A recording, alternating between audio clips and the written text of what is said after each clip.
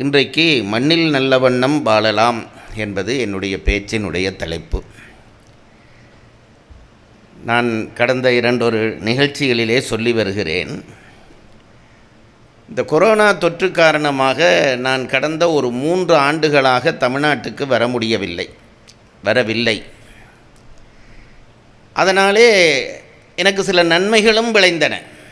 என்னுடைய தனி வாழ்வை நான் ஒழுங்கு செய்ய முடிந்தது. தனி வாழ்வை ஒழுங்கு செய்வதென்றால் என்ன என்று கேட்டால், நான் நேற்றும் கூட எங்கேயோ சொன்னேன். தனி வாழ்வை ஒழுங்கு செய்வது என்னவென்றால், என்னுடைய ஒரு நேர்கோடு என்றால் என்னவென்றால், ஒரு புள்ளி வைத்து அந்த கோட்டிலே அசைவில்லாமல் ஒரே மாதிரி வர வேண்டும். அதுதான் நேர்கோடு. ஒழுக்கமும் அப்படிப்பட்டது தான். ஒரு நாளிலே நான் எப்படி வாழ்கிறேனோ, காலையிலே நான் எத்தனை மணிக்கு எழும்புகிறேனோ அதே போல் ஒவ்வொரு நாளும் நான் எழும்ப வேண்டும். காலையிலே நான் எத்தனை மணிக்கு குளிக்கிறேனோ அப்படி ஒவ்வொரு நாளும் குளிக்க வேண்டும். காலையிலே எத்தனை மணிக்கு காப்பி குடிக்கிறேனோ ஒவ்வொரு நாளும் அந்த நேரத்துக்கு குடிக்க வேண்டும். காலையிலே எந்த நேரம் சாமி கும்பிடுகிறேனோ ஒவ்வொரு நாளும் கும்பிட வேண்டும். இப்படி ஒவ்வொன்றாக சொல்லி, நான் இரவிலே எந்நேரம் படுக்கிறேனோ ஒவ்வொரு நாளும் அதே நேரத்துக்கு படுக்க வேண்டும். இதற்கு பெயர் தான் ஒழுக்கம்.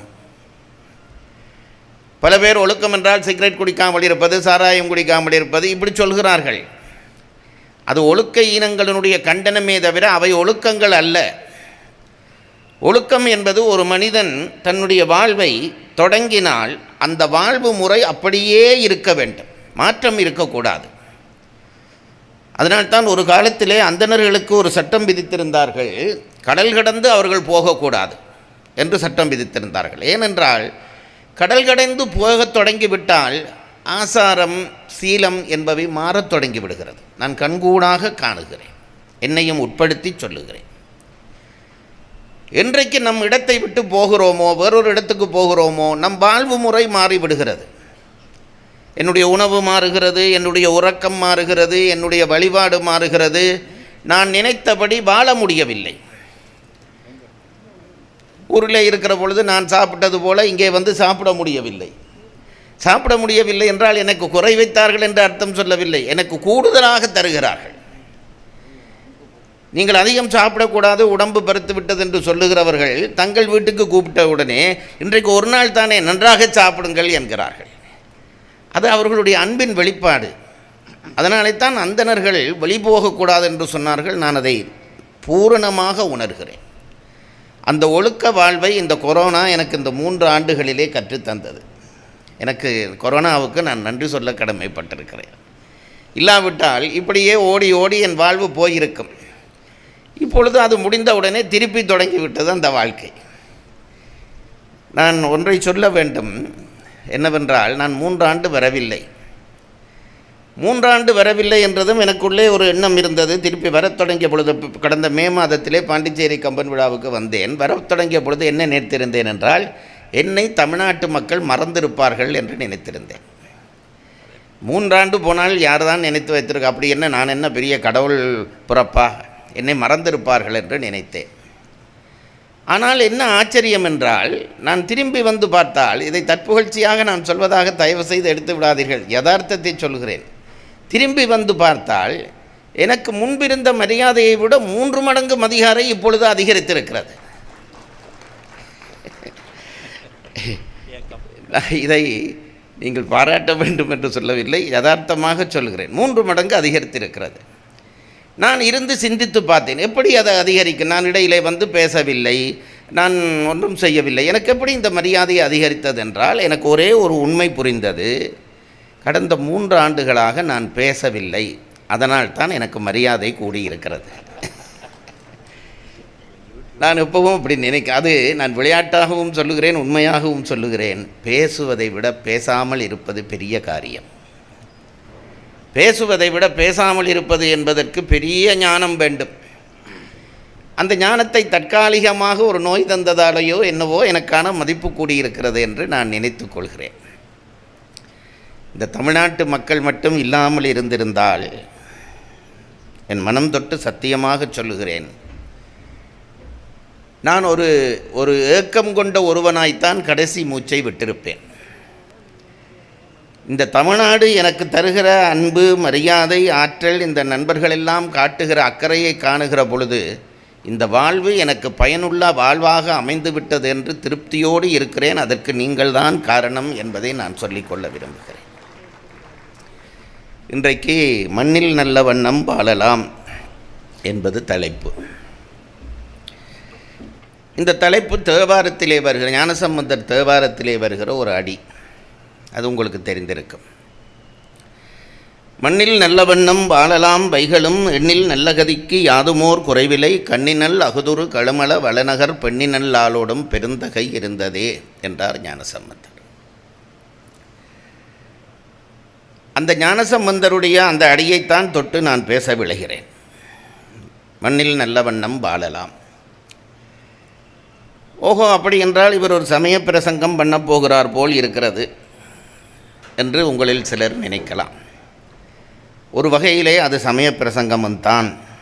ஆனால் வளமையான சமய பிரசங்கமாக அது இருக்காது என்பதை நான் சொல்ல விரும்புகிறேன்.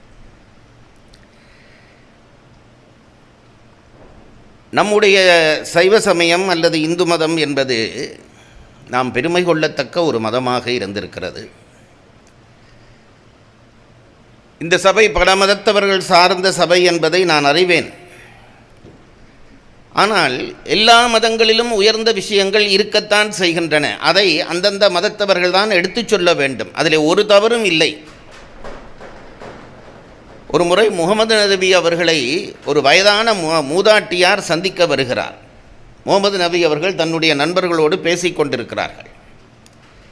இது நான் படித்த கதை. அந்த வார்த்தை பிரயோகங்களை நான் ஏதாவது தவறாக அவர்களுடைய மரபுக்கு மாறி சொல்கிறேனோ தெரியவில்லை. சொன்னால் மன்னித்து விடுங்கள். நபிகள் அவர்கள் உட்கார்ந்து பேசிக்கொண்டிருக்கிறார். அப்பொழுது ஒரு வயதான கிழவி வந்தாள். அந்த கிழவி வந்ததும் நபிகள் அந்த கிழவியை பார்த்து வரவேற்றார். என்னம்மா வந்த விஷயம் என்று கேட்டார். அந்த அம்மா தயங்கி தன்னுடைய கையிலே வைத்திருந்த ஒரு பையை கொடுத்து, இதிலே நீங்கள் சாப்பிடுவதற்காக சில பழங்களை நான் கொண்டு வந்திருக்கிறேன் என்று கொடுத்தார். நபிகள் நாயகம் அதை வாங்கினார். அப்படியா, தாருங்கள் என்று வாங்கினார். வாங்கி அதில் ஒரு பழத்தை எடுத்தார். எடுத்து கடித்து சாப்பிட்டார். முழுமையாக சாப்பிட்டார். இந்த பக்கத்திலே இருந்த நண்பர்களுக்கெல்லாம் ஆச்சரியம். நபிகள் எப்பொழுதும் யாராவது ஒன்றை கொண்டு வந்து கொடுத்தால் நண்பர்களுக்கும் பகிர்ந்து தான் உண்பார். இந்த முதல் பழத்தை இவர் சாப்பிட்டு முடிக்கிறார். ஒருவருக்கும் பகிர்ந்து கொடுக்கவில்லை. அந்த நண்பர்கள் நினைத்தார்கள், அப்படியானால் இந்த மற்ற பழங்களை எங்களுக்கு பகிர்ந்து தரப்போகிறாராக்கும் என்று நினைத்தார்கள். ஆனால் நபிகள் அப்படி செய்யவில்லை. ஒவ்வொரு பழமாக எடுத்து தானே முழுமையாக உண்கிறார். நண்பர்களுக்கு பெரிய ஆச்சரியம். இப்படி செய்ய மாட்டாரே, இப்படி இன்றைக்கு செய்கிறாரே, இவருக்கு என்ன ஆயிற்று என்று அவர்கள் யோசிக்கிறார்கள். அந்த கொண்டு வந்த கிழவிக்கு ஆனந்தமான ஆனந்தம். யாருக்கு கொண்டு வந்தாலோ அதை அவர் சாப்பிடுகிறார். நண்பர்களுக்கு கொடுத்திருந்தால் கூட அந்த கிழவிக்கு மகிழ்ச்சி இருந்திருக்காது. நபிகளே சாப்பிடுகிறார் என்ற உடனே ஆனந்தப்பட்டாள், கண்ணீர் வடித்தாள். அம்மா, ரொம்ப சுவையான பழத்தை தந்தீர்கள் என்று நபிகள் நன்றி சொன்னார். அந்த அம்மையார் கண்ணீரோடு போய்விட்டார்.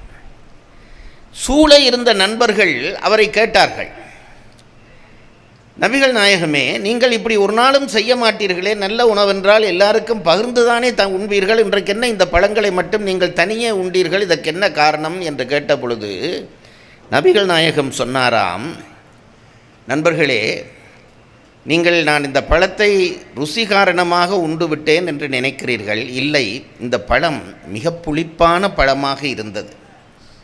முதல் பழத்தை நான் சாப்பிட்ட பொழுதே அதனுடைய புளிப்பு தெரிந்து விட்டது.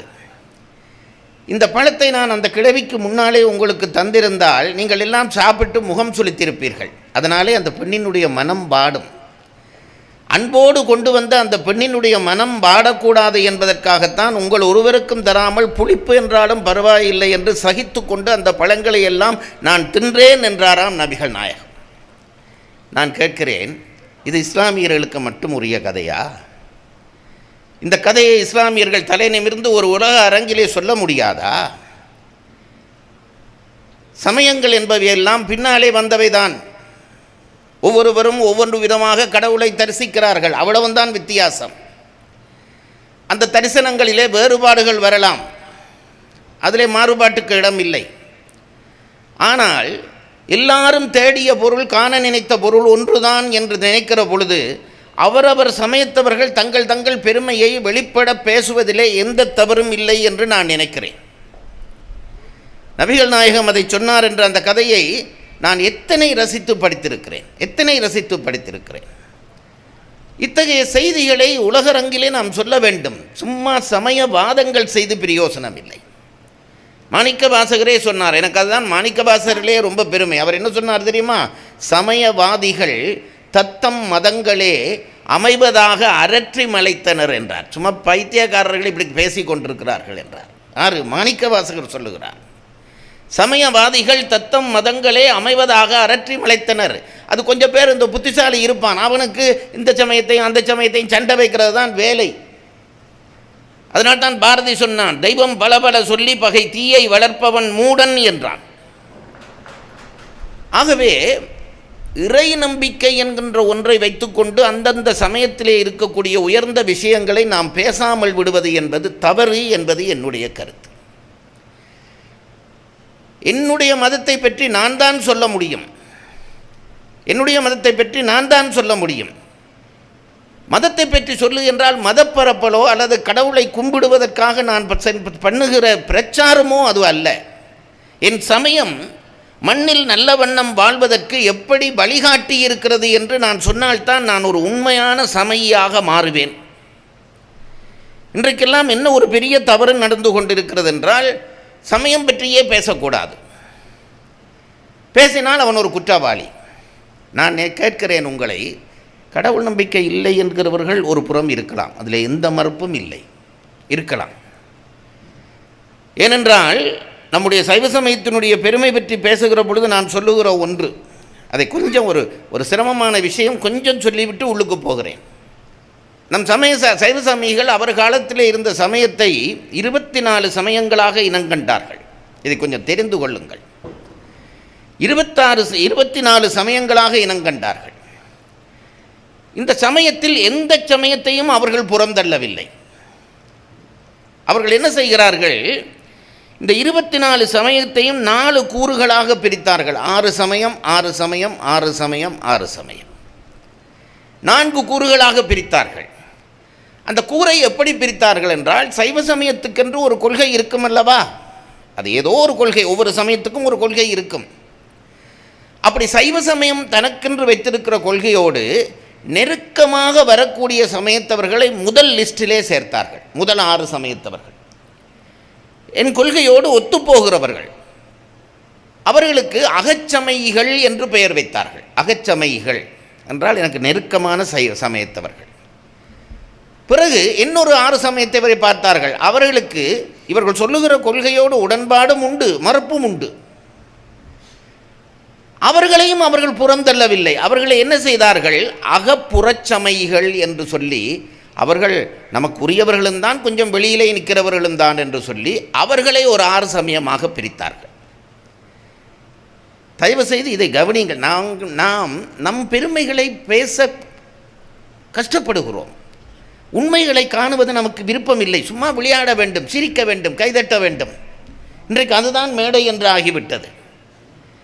நான் சொல்லுகிற செய்திகள் நீங்கள் தெரிந்து வைத்திருக்க வேண்டிய செய்திகள். நான் சொல்லுகிறேன், முதல் சமயம் 6 சமயம் அகச்சமயம், அடுத்தது அகப்புறச்சமயம், உள்ளும் வெளியும். பிறகு ஒரு 6 சமயத்தை பார்த்தார்கள். அது கிட்டத்தட்ட நம் கொள்கைக்கு வேறாகவே இருந்தது.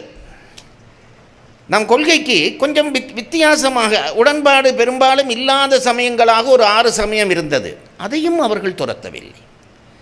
அதை என்ன செய்தார்கள்?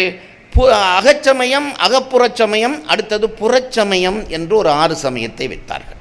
6 6 6. இப்போ முடிஞ்சு போச்சா என்று கேட்டால் இல்லை. இதுதான் நான் என்னுடைய சமயத்தை பற்றி நான் பெருமிதம் கொள்வதற்கு காரணம். அதுக்கு பிறகு சொன்னார்கள், கொஞ்சம் கூட நம் கொள்கைக்கு தொடர்பில்லாத கொஞ்சம் பேர் இருந்தார்கள். கொஞ்சம் கூட நம் கொள்கைக்கு தொடர்பில்லை, அவர்களுக்கு முற்றாக நமக்கு விரோதிகளாகத்தான் இருந்தார்கள். அவர்களை என்ன செய்திருக்க வேண்டும்? இவர்கள் புறந்தள்ளி இருக்கணும். அவர்கள் சொன்னார்கள், இல்லை, அவர்களும் சமயிகள் தான். முன்னுக்கு சொன்ன 6 சமயிகள், சமயி என்ற பெயரை கொடுக்கிறார்கள். முதல் சொன்னவர்கள் நெருக்கமானவர்கள், சமயிகள் 6 பேர். கொஞ்சம் தள்ளினவர்கள் அகப்புறச்சமைகள், அதுக்கு புறச்சமைகள். பிறகு சொன்னார்கள் புறப்புறச்சமைகள் என்று 6 பேரை எடுத்தார்கள்.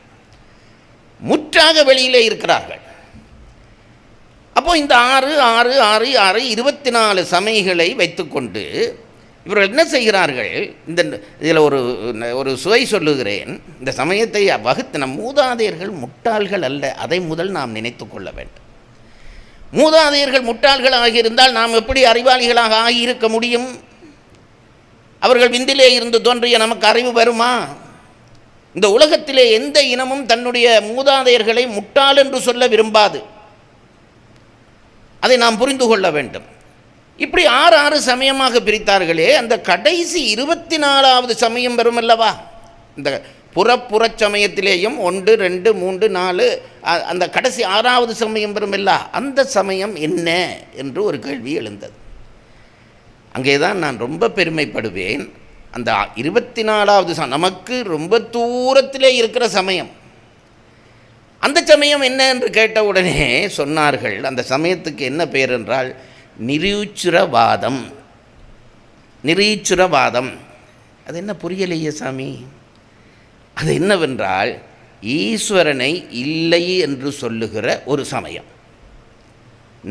ஈஸ்வரன், அதான் நிரீஸ்வரன் என்று பெயர் வந்தது. கடவுள் இல்லை என்று ஒருத்தன் சொல்லுகிறான். நீங்கள் நினைக்கிறீர்கள் நாத்திகம் என்பது இன்றைக்கு தான் வந்தது, இப்பொழுது தான் வந்தது என்று. இல்லை, அது அன்றைக்கே வந்து விட்டது. ஒரு குரூப் சொல்லிச்சுது கடவுள் இல்லை, கண்ணாலே காணாத இதையும் நான் நம்ப மாட்டேன். அவன் சொன்னான். அவன் இந்த பஞ்சபூதங்கள் என்பதையே ஒத்துக்கொள்ள மாட்டான். அது படித்து பார்த்தால் தான் தெரியும். பஞ்சபூதங்களையே ஒத்துக்கொள்ள மாட்டான். ஏனென்றால் பூதங்கள் 4 தான் என்பான். நிலம், நீர், தீ, காற்று. ஆகாயத்தை ஒத்துக்கொள்ள ஏன்? ஆகாயம் கண்ணுக்கு தெரியவில்லை, ஆகவே ஒத்துக்கொள்ள முடியாது. இப்படிப்பட்டவன் அவனுக்கு 4 தான் தத்துவமே. அந்த கடவுள் இல்லை என்கின்றவன் இருக்கிறானே, அவனை கொண்டு வந்து 24வது சமையாக வைத்து, நீயும் ஒரு சமையை தான், வா நம்ம சபையில் உட்காந்து சாப்பிடுவோம். இப்படி ஒரு சபை சொல்லுமா? நீங்கள் கிட்ட சொந்தக்காரர்கள், அண்ணன் தம்பி இப்படி வா, அதுக்கு அடுத்தவன் கொஞ்சம் தூர சொந்த பக்கத்து வீடு வா, அடுத்த ஊர்காரன் வா, மற்றவன் என்னை எதிர்க்கிறியா எதிரி வா, நீயும் எனக்கு எல்லாம் வேண்டப்பட்டவன் தான், ஒன்றா உட்காந்து சாப்பிடுவோம் என்று எல்லாரையும் சமையி என்று சொன்னது நம் சமயம். இதில் ஒரு வேடிக்கை என்னவென்றால், இந்த கடைசி ஆள் இருக்கிறானே, கடவுள் இல்லை என்று சொன்னவன் இருக்கிறானே, அவனுக்கு கோபம் வந்து விட்டது. நான் கடவுள் இல்லை என்று சொல்லுகிறேன், நீ என்னை எப்படி சமையி என்று சொல்லலாம்? உண்மையில் கோபிக்க வேண்டிய அவன் கோபிக்கிறான். நீ வா, நீயும் சமைதான் என்று அவனை கூப்பிட்டவொடனே, நான் தானே கடவுளே இல்லை என்றேன், என்னை நீ எப்படி சமையி என்று சொல்லலாம் என்று இவன் கேட்கிறான். அதுக்கு அவன் சொன்னான், இந்த சைவன் சொல்லுகிறான், நான் ஏன் உன்னை சமையி என்று சொல்கிறேன் தெரியுமா? நீ கடவுள் இல்லை என்கிறாய். கடவுள் இல்லை என்கிறாய். எப்படி நீ இல்லை என்றாய்? நீ அதை தேடி இருக்கிறாய். தேடியபடியால் தான் உனக்கு இல்லை என்ற பதில் வந்தது. கடவுளை தேடியபடியால் நீயும் சமைதான். தேடாமல் ஒரு பொருளை இல்லை என்று சொல்ல முடியுமா? இப்போ இந்த இடத்துல செம்பில்லை என்கிறேன், நான் தேடி விட்டு தானே இல்லை என்று சொல்ல முடியும். கடவுளை இல்லை என்று சொல்கிறாய் என்றால் நீ தேடி இருக்கிறாய். இப்போது உனக்கு அது தெரியவில்லை, அதனால் இல்லை என்கிறாய். தேடின காரணத்தினாலே நாங்கள் எல்லாரும் தேடியவர்கள் தான், ஒவ்வொரு நிலையிலே கண்டுகொண்டோம். நீயும் தேடினாய், இல்லை என்கிறாய், அதனாலே நீயும் சமைதான். கவிக்கோ அப்துல் ரஹ்மான் தான் சொல்வார், நான் ரொம்ப வியப்பேன். சைவர்கள் கடவுளை சிவன் என்றார்கள். அவர் சொல்கிறத சொல்கிறேன் நான். சைவர்கள் கடவுளை சிவன் என்றார்கள். வைஷ்ணவர்கள் கடவுளை மகாவிஷ்ணு என்றார்கள். சாக்தர்கள் கடவுளை சக்தி என்றார்கள். கானாபத்தியர் பிள்ளையாரை கடவுள் என்றார்கள். நாத்திகர்கள் இல்லையை கடவுள் என்றார்கள். அவர் சொன்ன வார்த்தை. சைவனுக்கு சிவன் கடவுள், வைஷ்ணவனுக்கு திருமால் கடவுள், சாக்தனுக்கு சக்தி கடவுள், நாத்திகனுக்கு இல்லை கடவுள். அவன் இல்லை என்ற சொல்லாலே ஏதோ ஒன்றை சொல்கிறான் அல்லவா, அதுதான் கடவுள் என்றான். இப்படி ஒரு வேர் மிகுந்த சமயம் நம் சமயம். நான் அதனாலே பெருமைப்படுகிறேன். நாத்திகர்களை புறந்தள்ளவில்லை. சிதம்பரத்திலே ஒரு காலத்திலே நாத்திக வாதம் செய்வதற்கு மண்டபங்கள் இருந்ததாக சொல்கிறார்கள். கடவுள் இல்லை என்றவர்கள் வாதிடலாம். எனக்கு ரொம்ப பெருமை என்னவென்றால், இந்த அரங்கிலே எல்லார் கருத்துக்கும் இடம் உண்டு. எல்லார் கருத்துக்கும் இடம் உண்டு. நான் இன்றைக்கு தெய்வீகம் பற்றி சொல்லிவிட்டு போவேன், நாளைக்கு ஒருவர் தெய்வம் இல்லை என்றும் சொல்லலாம். அதுதான் நேர்மை. அப்படி இருக்க வேண்டும். என் கருத்தை எல்லாரும் விழுங்கிக் கொள் என்று கேட்டால் அது பொய் வரும். எனக்கு என்னுடைய கருத்தை நான் சொல்ல உரிமை இருக்கிறதே தவிர இதுதான் நீ எல்லாரும் ஏற்றுக்கொள்ள வேண்டும் என்று சொன்னால் பொய் வரும். அது கடவுள் இருக்கிறவன் என்றவனும் அப்படி சொல்லக்கூடாது, இல்லை என்றவனும் சொல்லக்கூடாது. எல்லாருக்கும் தத்தம் கருத்தை சொல்லுகிற உரிமை இருக்கிறது. அதனால்தான் சைவ சமயத்தினுடைய பெரியவர்கள் எல்லாம் என்ன செய்தார்கள், சாமியை வெறுமனே கும்பிட்டார்கள் என்று நீங்கள் நினைக்காதீர்கள். சாமி கும்பிட்டதுதான் அவர்கள் வேலை. அது கும்பிட்டார்கள், அது வேலை. அவருடைய போக்கு என்ன இருந்ததென்றால் இந்த உலகத்தை நேசித்தார்கள். உலகத்தை நேசிக்க தெரிந்தது. வேறு எனக்கு நான் ரொம்ப பெருமைப்படுகிற ஒரு பாடல், திருமூலர் சொன்ன பாடல். உலகத்திலே எனக்கு இப்படி ஒருவர் சொல்லியிருப்பார்களா என்று எனக்கு ஆச்சரியம். அவர் என்ன சொன்னார், அன்பும் சிவமும் இரண்டென்பர் அறிவிலார். அன்பு வேற, சிவம் என்றே வேற என்று யாராவது சொல்றியாடா? கோயிலுக்குள்ளே நீ வராதே, நீ பூசை பண்ணப்படாது, நீ கோயிலுக்குள்ளே வராதே, உனக்கு உரிமை இல்லை, இப்படி ஒருத்தன் சொல்கிறாயாடா? உனக்கு சைவத்திலே இருக்கிற தகுதியே கிடையாது. நீ முதல் வெளியில் போ, நீ முதல் வெளியில் போ. ஏனென்றால் உன்னிடம் அன்பில்லை. அன்பில்லாத உனக்கு சிவம் இல்லை, உனக்கு கோயிலுக்கு நிற்கிற தகுதியே இல்லை. இப்படி சொன்ன சமயம் நம் சமயம். அந்த மகா முனிவன் சொல்லிவிட்டு போனானே, அன்பும் சிவமும் இரண்டென்பர் அறிவிலார். பிறகு சொன்னார், அதை சொல்லிட்டு சொல்கிறார், பிறகு வலியுறுத்துகிறார், அன்பே சிவமாவதை யாரும் அறிகிறார். அன்புதாண்டா கடவுள், அன்புதாண்டா கடவுள். அன்பையும் சிவத்தையும் வேறு வேறென்று சொல்லுகிறான் என்றால் அவனுக்கு கடவுளை தெரியவில்லை. அன்பே சிவமாவது யாரும் அறிகிறார். பிறகு சொன்னார், அன்பே சிவமாவது யாரும் அறிந்தபின் அன்பே சிவமாய் அமர்ந்திடுவாரே. இந்த ஒரு பாட்டு போதாதான் நம் சமயத்தை கொடிபிடித்து தூக்கி நாம் காட்டுவதற்கு? கொடிபிடித்த என்றால் நான் இன்றைக்கு இருக்கிற கட்சி கொடிகளை சொல்லவில்லை, பொதுப்பட சொல்லுகிறேன். சமயத்தினுடைய பெருமை. இப்போ அன்பை சொன்ன இதைத்தானே எல்லா சமயமும் சொல்லியது. ஒரு கன்னத்தில் அடித்தால் மறுகன்னத்தை காட்டு என்று இயேசுபிரான் சொன்னதுக்கு பின்னாலே இருக்கிற அர்த்தம் என்ன? அன்பு செய். உலக சதுரத்தை போதித்த இஸ்லாமியர்கள் சொன்ன அந்த வாக்குக்கு அர்த்தம் என்ன? அன்பு செய். புத்தம் சரணம் கச்சாமி என்று சொன்ன அந்த புத்தர் சொன்ன அதற்கு பின்னாலே இருக்கிற கருத்து என்ன? அன்பு செய். அந்த அன்பை சிவமாக கொள்கிற சமயமாக என் சமயம் இருந்தது என்பதிலே என் சமயமும் சரியான ஒரு சமயமாக இருந்திருக்கிறது என்று நான் பெருமை கொள்கிறேன். நிச்சயமாக நான் பெருமை கொள்கிறேன். இன்றைக்கு என்ன பிரச்சனை நான் நினைக்கிறது உண்டு, இந்த மண்ணில் நல்ல வண்ணம் வாழலாம் என்று நான் சொன்னோன்னே ரெண்டு விதமாக நினைத்திருப்பார்கள். ஒன்று, ஏதோ ஊர் பிரச்சனை இவர் பேசப் போகிறார். இன்னொருத்தர் நினைத்திருப்பார்கள், இவர் ஏதோ சமய பிரசங்கம் பண்ண போகிறார். ரெண்டும் இல்லை. இன்றைக்கு உலகத்திலே இருக்கிற பிரச்சனையே, நான் நினைத்தாலும் நான் மண்ணில் நல்ல வண்ணம் வாழ முடியவில்லை. நான் மண்ணில் நல்ல வண்ணம் வாழ வேண்டும் என்று தான் நினைக்கிறேன். ஆனால் நான் நினைத்தாலும் மண்ணில் நல்ல வண்ணம் என்னால் வாழ முடியவில்லை. என்னை இன்றைக்கு இருக்கிற சமுதாயம் என்னை மண்ணில் நல்லவனாக வாழ விடுவதில்லை. நான் பல இடங்களிலே முன்பும் சொல்லியிருக்கிறேன். இங்கே பாருங்கள், இதை சொன்னால் ஒன்றும் தப்பில்லை. நீ சிகரெட் குடிப்பாயா என்று என்னை ஒருவர் கேட்டால் ஆம் என்பது தான் பதில். சத்தியம் பண்ணி சொல்லுகிறேன், ஆம் என்பது தான் பதில். நீ சாராயம் குடிப்பாயா என்று ஒருவர் கேட்டால் ஆம் என்பது தான் பதில். நான் என்னை வைத்து சொல்கிறேன், ஆம் என்பது தான் பதில். நீ பெண்களை கண்டபடி பார்ப்பாயா? சாமியாராக இருக்கிறவர்கள் அதை செய்யாட்டி என்ன? ஆம் என்பது தான் பதில். என்னையா ஒரு வெக்கம் இல்லாமல் இதை ஒரு மேடையிலே சொல்லுகிறாயே என்றால் யதார்த்தத்தை சொல்ல வேண்டி இருக்கிறது. எப்படி சொல்கிறேன் என்றால், நான் பஸ்ஸில் ஏறி போகிறேன். நான் முன்பும் சொல்லியிருப்பேன், பஸ்ஸில் ஏறி போகிறேன். எனக்கு பக்கத்தில் இந்த பக்கத்தில் இருந்தவன் ஒரு சிகரெட் குடிக்கிறான், இவன் ஒரு சிகரெட் குடிக்கிறான், இவன் ஒரு சிகரெட் குடிக்கிறான், இவன் ஒரு சிகரெட் குடிக்கிறான். இவன் ஆளுக்கால் ஒவ்வொரு சிகரெட் குடிக்கிறான். இவன் 4 பேரும் விடுற புகையை நான் குடிக்கிறேன். நான் சிகரெட் குடிக்கவில்லை என்று எப்படி சொல்ல முடியும்? நான் குடிக்கிற மருந்துகளிலே, நான் குடிக்கிற சோடாக்களிலே வருகிற எல்லாத்திலும் இத்தனை வீதம் ஆல்கஹால் இருக்கிறது என்று எழுதியே விற்கிறான். அதைத்தான் வாங்கி குடிக்கிறேன். அப்போ நான் சாராயம் குடிக்காதவன் எப்படி சொல்ல முடியும்? கண்ணை மூடிக்கொண்டு வீட்டுக்குள்ளே வந்து பூந்துட்டாலும் ஒருத்தரையும் பார்க்கப்படாதுண்டு வீட்டில் டிவியை போட்டால் 5 பேர் அறையுடையோடு நின்று ஆடுகிறார்கள். நான் எப்படி பார்க்காமல் இருக்க முடியும்? இப்போ பாருங்க, நான் ஒழுக்கமாக இருக்க நினைத்தாலும் இந்த மண் என்னை ஒழுக்கமாக இருக்க விடாமல் இருக்கிறது. அந்த அளவுக்கு இந்த மண்ணை கெடுத்து கொண்டிருக்கிறோம். ஐயா சொன்னார்களே, இந்த அடிப்படை பூமியை வளம்படுத்துகிற விஷயம் பற்றி சொன்னார்களே, பூமியை வளம்படுத்துவது என்பது ஒன்று. அதற்கு முன்பு மனித பண்பாட்டை வளம்படுத்த வேண்டும். பண்பாட்டை வளம்படுத்த வேண்டும்.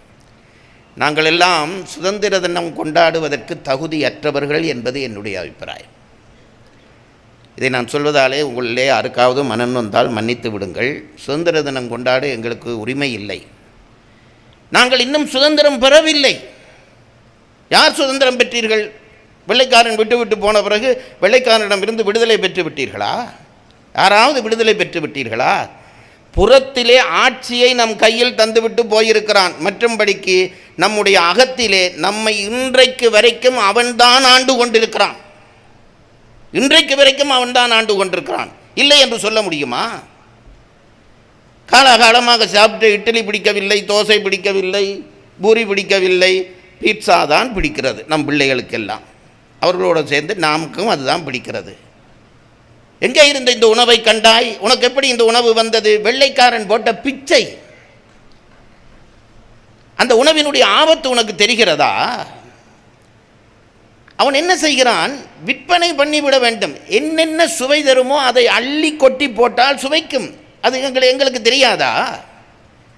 சீசை அள்ளி போட்டு அதில் என்னென்ன போட உடம்பு அது எவ்வளவு சாப்பிட வேணும் என்று ஒரு அளவு இருக்கிறதல்லவா? அந்த அளவில்லாமல் அள்ளி கொட்டி போட்டால் சாப்பிடுகிற பொழுது ருசியாகத்தான் இருக்கும். எத்தனை நாளைக்கு சாப்பிடுவாய்? கொஞ்ச நாளைக்கு, அதுக்கு பிறகு போய்விடுவாய். அதில் அந்த சொல்லிலேயே சா என்று தானே போட்டிருக்கான், பீட்சா. அப்படி தானே சாப்பிடுகிறோம். உணவுலே எங்களோட உணவு போய்விட்டதே. வெள்ளைக்காரனுக்கு அடிமை தான் இன்றைக்கு பெருமை. கொக்கோ கோலா குடிக்க வேண்டும், குடித்தாதான் பெருமை. அப்படித்தானே இன்றைய இளைஞன் நினைக்கிறான். இது ஒரு பக்கம் என்று கேட்டால், உடையிலே மாறிவிட்டோமா? நம்மிடம் எத்தனை பேரிடம் இன்றைக்கும் வேட்டியும் சால்வையும் இருக்கிறது? நான் வேட்டி சால்வை உடுத்தால்தான் தமிழன் என்று சொல்லுகிற ஆள் இல்லை, எனக்கு அது வேற விஷயம். ஆனால் அந்த உடையை மதிக்கவாவது நம்ம இனத்துக்கு தெரிகிறதா? நான் இன்று கூட வந்து கொண்டிருந்தேன், இங்கே தான் வந்து கொண்டிருந்தேன் காரிலே. ஒரு பெண்மணி, ஒரு ஸ்கூட்டரில் ஒரு பெண்மணி போகிறாள். அப்படி எங்கேயோ ஒரு பெரிய உத்தியோகத்தில் இருப்பாள் போல இருக்கிறது. அப்படி பார்க்கிறேன், கன்னம் கரேர் என்ற அந்த ட்ரௌசர், அதற்கேற்ப கருப்பு நிறத்திலே ஒரு டிஷர்ட், அதுக்கு மேலே கருப்பு நிறத்திலே ஒரு கோட். இதில் எது நம் உடுப்பு எனக்கு தெரியவில்லை. இதில் என்ன கொடுமை என்று கேட்டால், வெள்ளைக்காரன் அதை போட்டது சரி. நான் வெள்ளைக்காரனை இப்படி சொல்லும், அவன் போட்டது சரி. ஏனென்றால் அவனுடைய பிரதேசம் குளிர் பிரதேசம். குளிரை உள்வாங்கல் விட வேண்டுமானால் கருப்பு உடை போடலாம், தடித்த உடை போட வேண்டும். அது ஒரு உடுப்புக்கு மேலே இன்னொரு உடுப்பு போட வேண்டும். அப்போ தான் குளிரை தாங்க முடியும். காலிலே தான் குளிர் ரொம்ப அதிகமாக பாதிக்கும், அதனாலே சொக்ஸ் போட வேண்டும். நெஞ்சிலே அடுத்ததாக பாதிக்கும், அதுதான் அவர்கள் டையாக முதல் கட்டத் தொடங்கி இப்பொழுது நாகரிகமாக வந்து விட்டது. இதெல்லாம் அவனுக்கு சரி, உனக்கு சரியா? ஐயா, ஏசி போட்டாலும் வேர்க்கிறது. வீட்டுக்குள்ளே ஏசி போட்டாலும் வேர்க்கிற இந்த நாட்டிலே பிறந்து கருப்பு கோட், கருப்பு டவுசர் போட்டு கொண்டு போகிறாயே, உனக்கு சொந்த புத்தி கொஞ்சமாவது இருக்கிறதா? நீ எப்படி சுதந்திர தினம் கொண்டாடலாம் நான் கேட்கிறேன்? உனக்கு அதை போட்டால் பெருமை என்று நீ நினைக்கிறாய். என்னுடைய ஆசிரியர் இருந்தார் பாருங்கள், இலக்கண வித்தகர் நமசிவாய தேசியர் என்று அவருக்கு பெயர். அவர் ஒரு 4 முழ வேட்டி துண்டு, ஒரு சின்ன துண்டு, வெள்ளை துண்டு, அது கூட பளிச்சென்று வெள்ளையாக இருக்காது. வீட்டில் அவர் அதையே போடுவார், ஆனால் துவைச்சு தான் கட்டுவார். ஒவ்வொரு நாளும் துவைத்து தான் கட்டுவார். அது கயர்கள் முதல் இதெல்லாம் பிறண்டிருக்கும். அதுதான் அவருடைய உடுப்பு. எங்களுடைய தலைநகரத்துக்கு வந்தாலும் அவருக்கு அதுதான் உடுப்பு, மாற்ற மாட்டார். அவர் சொல்லுவார், ஷர்ட் போடுறதா, அதை எப்படி போடலாம் என்பார். இந்த வெக்கையை அவரால் தாங்க முடியல. நாங்கள் கொஞ்சம் கொஞ்சமாக மாறிட்டோமே. நம்முடைய உடை இன்றைக்கு நம் கையில் இல்லை, நம்முடைய உணவு நம் கையில் இல்லை. நம்முடைய வழிபாட்டு முறை இருக்கிறது என்றால் வழிபாட்டு முறை இல்லை. அந்த விஷயத்திலே நான் கிறிஸ்தவர்களையும் இஸ்லாமியர்களையும் போற்றுகிறேன். அவர்கள் இன்றைக்கும் தங்கள் சமயத்தை போற்றுகிறார்கள். நாங்கள் தான் கைவிட்டு விட்டோம். நெற்றியிலே விபூதியோடு ஒரு பிள்ளையை பார்க்க முடியவில்லை. அப்போ என்ன, நம் மூதாதையர்கள் எல்லாம் முட்டாளா? இதை சும்மா அப்போ சொன்னார்களா? அதில் ஏதாவது நியாயம் இருக்கிறதா? என் மதத்தை நான் அடையாளப்படுத்த ஒரு குறியீடு வைப்பதிலே என்ன தவறு? அது இல்லாமல் போய்விட்டது. என் மதம் பற்றிய பண்பாடு அது நிற்கிறதா? நான் இரத்த கண்ணீர் வடித்து சொல்லுகிறேன், இரத்த கண்ணீர் வடித்து சொல்லுகிறேன். இதெல்லாம் இறக்குமதியான விஷயங்கள். சாப்பாடு இப்படி கெட்டது, உடுப்பு இப்படி கெட்டது, இவையெல்லாம் இறக்குமதியான விஷயங்கள். கடைசியாக என்ன ஆயிற்று தெரியுமோ? நம் பண்பாடு கெட்டதையா. அதுதான் பெருங்கொடுமை. பண்பாடு கெட்டது என்றால் என்ன? பண்பாடு கெட்டது என்பதற்கு சொல்லுகிறேன், வேறொன்றும் இல்லை. எங்களுக்கு சமுதாயத்திலே எங்களுக்கு ஒரு உண்மை தெரியும். என்னவென்றால், தமிழர்கள் அதை நன்றாக வாழ்ந்து அனுபவித்து தெரிந்து வைத்திருந்தார்கள். வாழ்க்கை ஒரு வட்டம், வாழ்க்கை ஒரு வட்டம். இப்போ பாருங்க, இதில் நீ ஒரு குழந்தை, இந்த குழந்தையை குழந்தையாக உன்னால் இயங்க முடியாது, தனியே குழந்தையாக இயங்க முடியாது. உனக்கு உணவு தர வேண்டும், உன்னை பாதுகாக்க வேண்டும், ஆகவே உனக்கு ஒரு பெற்றோர் வேண்டும். இது கீழ்ப்புள்ளி. இப்போ நீ இளைஞனாக வந்து விட்டாய். இப்போது உனக்கு அடுத்ததாக நீ ஒரு ஒரு ஒரு குடும்பஸ்தனாக மாறுகிறாய். இப்போ குடும்பஸ்தனாக மாறிவிட்டாய் அல்லவா? இது அடுத்த நிலை. இப்பொழுது உனக்கு ஒரு குழந்தை பிறந்து விட்டது. இது மூன்றாவது நிலை. நீ இந்த இடத்துக்கு போகிற பொழுது உன்னை குழந்தையாக பாதுகாத்த பெற்றோர்கள் இப்பொழுது இயங்க முடியாத நிலைக்கு வந்திருப்பார்கள். நீ இயங்க முடியாமல் குழந்தையாக இருந்த காலத்திலே இயங்கக்கூடியவர்களாக இருந்த பெற்றோர்கள் நீ இயங்கக்கூடியவனாக வருகிற காலத்திலே இயங்க முடியாதவர்களாக மாறிவிடுவார்கள். எப்படி நீ குழந்தையாக இருந்த பொழுது படுத்த படுக்கையிலேயே சலம் கழித்தாயோ மலம் கழித்தாயோ அப்படி பெற்றோர்கள் வந்து விடுவார்கள். நினைத்து பாருங்கள், அதை சுமை என்று கருதுகிற ஒரு சமுதாயம் இன்றைக்கு வந்துவிட்டது. பெற்றோரை சுமை என்று கருதுகிற சமுதாயம். சீ என்று சொல்லத்தான் மனம் வருகிறது. அந்த பெற்றோர் இல்லாவிட்டால் நீ வாழ்ந்திருப்பாயா? வாழ்ந்திருக்க உன்னால் முடியுமா? இன்றைக்கு பெற்றோரை கொண்டு போய் அனாதை விடுதியிலே விடுகிறாயே, நீ குழந்தை, உன்னை வைத்துக்கொண்டு வாழ்க்கையை அனுபவிக்க முடியவில்லை என்று இளம் வயதிலே அந்த பெற்றோர்கள் நினைத்திருந்தால் நீ அனாதை விடுதியிலே அல்லவா வாழ்ந்திருப்பாய்? அந்த பண்பாடு கூடவா உனக்கு தெரியவில்லை? கொண்டு போய் வயோதிபர் இல்லத்திலே விடுகிறார்கள். என்ன காரணம்? நமக்கென்று ஒரு இயல்பில்லை. வெட்கமாக இருக்கிறது. இத்தனை பெரிய வள்ளுவன் தோன்றிய, இளங்கோ தோன்றிய, கம்பன் தோன்றிய, நால்வர் தோன்றிய சந்ததியில் வந்த நாங்கள் ஒரு வெள்ளைக்காரன் போட்ட பிச்சையை நாங்கள் வாங்கி சாப்பிடுவதற்கு இன்றைக்கு தயாராக இருக்கிறோம். நாணப்படுகிறேன். உனக்கென்று ஒரு பரம்பரை இருக்கிறது அல்லவா? பாரம்பரியம் இருக்கிறது அல்லவா? எப்படி ஒரு கோழி குஞ்சுகளை அணைப்பது போல உறவுகளை எல்லாம் அணைத்து வாழ்ந்தார்கள் நம் மூதாதையர்கள். நான் எத்தனை பேரை அணைத்து வாழ்ந்தார்கள். அந்த காகம் பரிமாறுவது போல எடுத்து எல்லாருக்கும் கொடுத்து கொடுத்து கொடுத்து தானே சாப்பிட்டார்கள். இன்றைக்கு செல்வம் பெருகிவிட்டது, ஆனால் மனதிலே வறுமை வந்துவிட்டது. அன்றைக்கு வறுமை இருந்தது, மனதிலே செல்வம் இருந்தது. இதுதான் வித்தியாசம். இந்த இழப்புகளை எல்லாம் எப்படி நாங்கள் கண்டோம் என்றால், எப்படி பெற்றுக்கொண்டோம் என்றால், எல்லாம் மேற்கு நாட்டன். அவன் துப்புகிற எச்சில் கூட எனக்கு அமிர்தமாகப்படுகிறது. இப்படி வாங்கி கொண்டு நான் இன்றைக்கு சுதந்திர தினம் கொண்டாடுகிறேன் என்று கொடியேற்றுவாயானால் காந்தி அழுவார். அவ்வளோதான் நான் சொல்ல முடியும். காந்தி கண்ணீர் வடிப்பார். மனித வாழ்க்கையை நாளாந்தம் இழந்து கொண்டிருக்கிறோம்.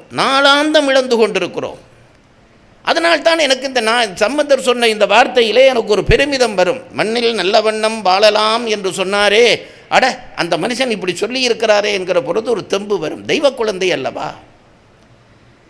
ஒன்றும் கஷ்டப்பட வேண்டாம், இயல்பாக வாழ். மண்ணில் நல்ல வண்ணம் வாழலாம் வைகளும் எண்ணில் நீ நினைத்தாள். அதான் முக்கியம். மண்ணில் நல்ல வண்ணம் வாழலாம் வைகளும் எண்ணில் நல்ல கதிக்கு யாதும் ஓர் குறைவில்லை. சந்தோஷமாக வாழலாம். அந்த சந்தோஷத்தை நீ இழந்து போய் நிற்கிறாய் என்றால் எனக்கு நான்